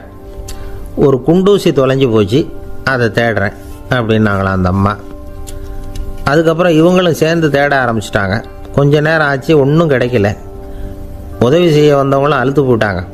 அப்புறம் கேட்டாங்க, பாருங்கம்மா, இது ரொம்பவும் பெரிய தெரு, அகலமான தெரு, அதனால் குறிப்பாக நீங்கள் எந்த இடத்துல அந்த குண்டூசியை தொலைச்சிங்க அதை சொல்ல முடியுமான்னாங்களாம். இதுக்கு அந்த அம்மா, நீங்கள் மறுபடியும் அர்த்தமில்லாத கேள்வியை கேட்குறீங்க, உங்கள் கேள்விக்கும் நான் தேடுறதுக்கும் என்ன சம்மந்தம்னாங்களாம். இதை கேட்டதும் அவங்க ஒரு மாதிரி ஆகிட்டாங்க. என்னம்மா நீங்கள் பைத்தியம் மாதிரி பேசுகிறீங்க அப்படின்னாங்களாம். சரி, உங்களை மறுபடியும் திருப்திப்படுத்துறதுக்காக சொல்கிறேன், அதை நான் எங்கள் வீட்டில் தொலைச்சுட்டேன் அப்படின்னாங்களாம். அப்புறம் எதுக்காக இங்கே தேடிட்டு இருக்கிறீங்க அப்படின்னு கேட்டிருக்காங்க. ஏன்னா இங்கே தான் வெளிச்சம் அதிகமாக இருக்குது, அங்கே வீட்டுக்குள்ளே இருட்டாக இருக்குது, அதனால் இங்கே தேடுறேன். வெளிச்சம் உள்ள இடத்துல தானே தேட முடியும் அப்படின்னாங்களாம் அந்த ஞானி. இந்த கதைக்கு என்ன அர்த்தங்கிறத பெரியவங்க சொல்கிறாங்க. அதாவது இந்த தேடுதல்ங்கிறது ஒரு வியாதி. அது நம்ம சதா அலைய வைக்கும், பைத்தியமாக மாற்றுறதுக்கு முயற்சி பண்ணோம். ஒரு காலம் அது நிறைவு அடையவே அடையாது. வாழ்வுங்கிறது ஒரு புரிந்து கொள்ள முடியாத, சதா ஏங்கி கொண்டிருக்கிற ஒரு செயல். அதுக்கு ஆரம்பமும் இல்லை, முடிவும் கிடையாது.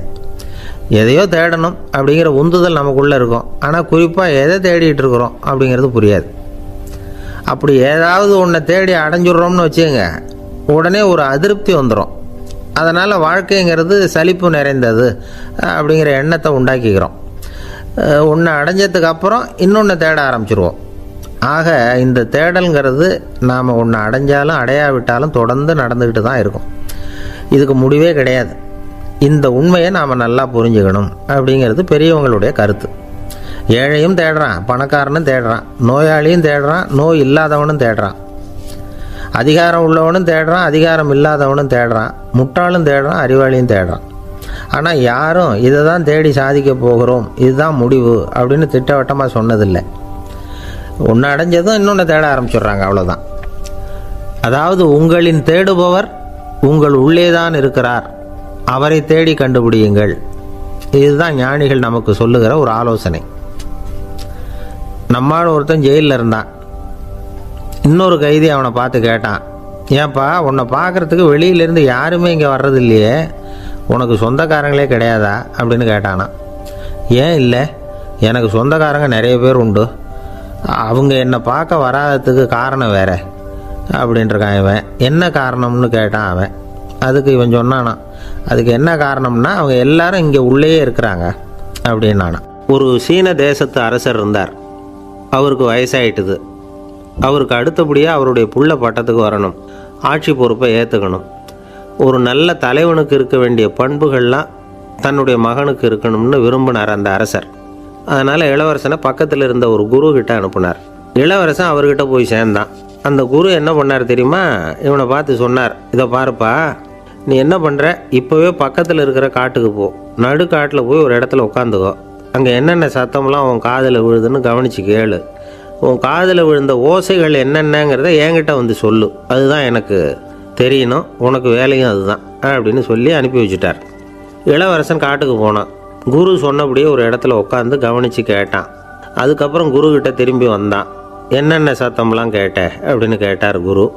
குருவே, காட்டில் நான் பறவைகள் சத்தம்லாம் கேட்டேன், மிருகங்களின் ஓசையையும் கேட்டேன், இதை தவிர இடி மின்னல் மழை இதுகளோட சத்தத்தையும் கேட்டேன் அப்படின்னா. குரு யோசனை பண்ணார், நீ இன்னமும் சரியாக கேட்கல, அதனால் மறுபடியும் காட்டுக்கு போ, கொஞ்ச நாள் தங்கியிருந்து கேட்டுட்டு வா அப்படின்னார். இளவரசனுக்கு ஒன்றும் புரியல. இருந்தாலும் குருவின் கட்டளையாச்சே, மறுக்க முடியுமா? உடனே அவன் மறுபடியும் காட்டுக்கு போனான். ஒரு இடத்துல உட்காந்தான். கொஞ்ச நேரம் உன்னிப்பாக கவனித்து கேட்டான். சில நாள் கழித்து குருக்கிட்ட திரும்பி வந்தான். குருவே, இந்த தடவை சில துல்லியமான சத்தங்களை எல்லாம் கேட்டான். தேனீ பறக்கிற சத்தம், நீரோடையின் மெல்லிய ஓசை, இதெல்லாம் கேட்டேன்னா. குரு சிரித்தார். நீ மறுபடியும் காட்டுக்கு போ, இன்னும் சில நாள் அங்கே இரு, முழுமையாக கவனமாக கேட்டுக்கிட்டு வா அப்படின்னு சொல்லி அனுப்பி வச்சுட்டார். இளவரசனுக்கு குழப்பம் அதிகமாயிட்டுது. ஒன்றுமே புரியல. மறுபடியும் காட்டுக்கு போனான். மௌனமாக ஒரு இடத்துல உட்காந்துட்டான். அப்படியே தியானத்தில் ஆழ்ந்துட்டான். சில நாளில் அவனுக்கு இதுவரை கேட்காத ஓசைகள்லாம் கேட்க ஆரம்பிச்சிட்டுது. இதைத்தான் நான் கேட்கணும்னு என்னுடைய குரு எதிர்பார்த்துருக்கிறாருங்கிறத புரிஞ்சுக்கிட்டான். உடனே குருக்கிட்ட ஓடனான். குருவே, இந்த தடவை காதுகளுக்கு கேட்க முடியாத சில ஓசைகளை கூட என்னால் உணர முடிஞ்சுது. பூ மலருகிற ஓசை, சூரியனால் பூமி சூடாகிறப்போ எழுகிற ஓசை, காலை பனித்துளி இந்த புல்லுலாம் குடிக்கிற ஓசை, இது எல்லாம் என்னால் நல்லா கேட்க முடிஞ்சுது அப்படின்னா. குருவுக்கு இப்போ தான் திருப்தி ஏற்பட்டு தான். இளவரசனை பார்த்து சொன்னார், இதை பாருப்பா, இப்போ தான் நாட்டை ஆளுகிற தகுதி உனக்கு வந்திருக்குது அப்படின்னு சொல்லி அதுக்கு விளக்கமும் கொடுத்தாராம். எந்த அரசன் தன்னுடைய மக்களின் எதையும் பேசுகிற மௌன மொழியை, மௌன வார்த்தைகளை கேட்குறானோ அவன்தான் ஆள தகுதி உள்ளவன். எந்த அரசன் தன்னுடைய மக்களின் உணர்ச்சிகளை உண்மையாக உணர்றானோ அவன்தான் முதன்மையான அரசன். போலி வார்த்தைகளை மட்டும் கேட்டுட்டு பல மௌன ராகங்களை காதில் வாங்கிக்காதவன் அரசனே இல்லை.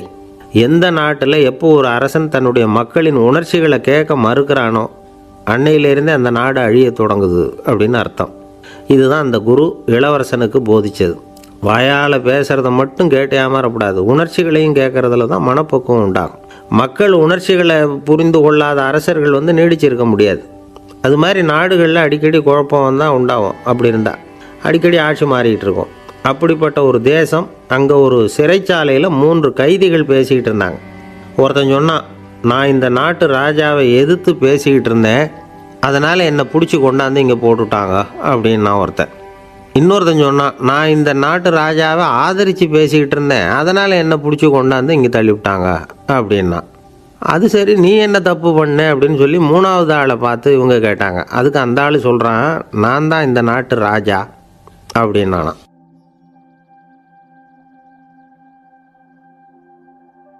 ஒரு விவசாயி விதைக்கிறதுக்காக வயல்வெளி பக்கம் போகிறார். விதைகளை அள்ளி வீசினார்.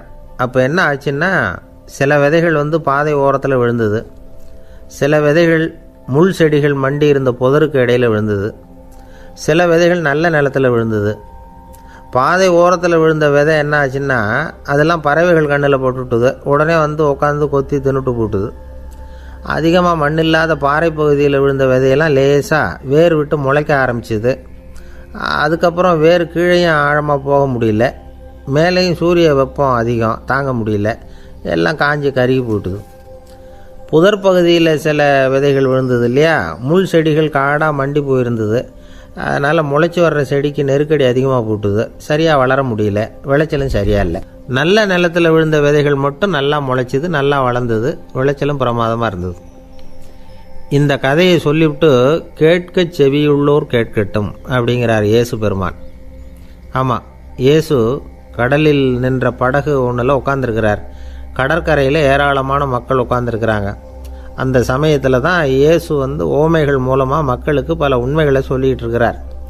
மக்கள் அந்த கதையை கேட்டுட்டு ஒன்றும் புரியாமல் முழிக்கிறாங்க.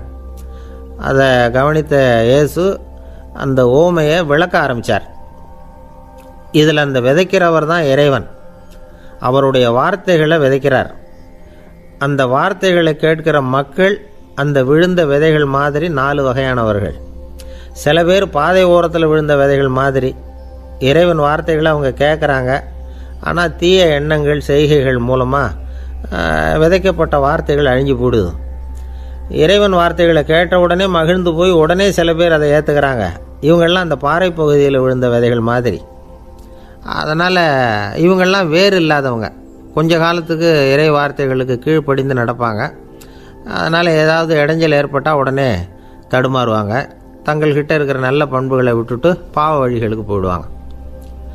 முள் செடிகளுக்கு இடையில் விழுந்த விதைகள் மாதிரி உள்ளவங்க யாருன்னா, இவங்களுக்கு உலக கவலை உண்டு, செல்வத்தின் மீது மயக்கம் உடையவர்கள். உலக ஆசைகள் இவங்களுக்குள்ளே பூந்துடுறதுனால அங்கே இருக்கிற நல்ல பண்புகள் மறைஞ்சு போயிடுது. அதனால் அவங்களும் உபயோகம் இல்லாதவங்களாக ஆயிடுறாங்க. நல்ல மனிதர்கள் நல்ல நிலத்தில் விழுந்த விதைகளுக்கு ஒப்பானவர்கள். இவங்க இறை வார்த்தையை கேட்குறாங்க, அதை ஏற்றுக்கிறாங்க, அவங்களும் நல்லபடியாக வாழுறாங்க, அடுத்தவங்களுக்கும் உபயோகமாக இருக்கும்.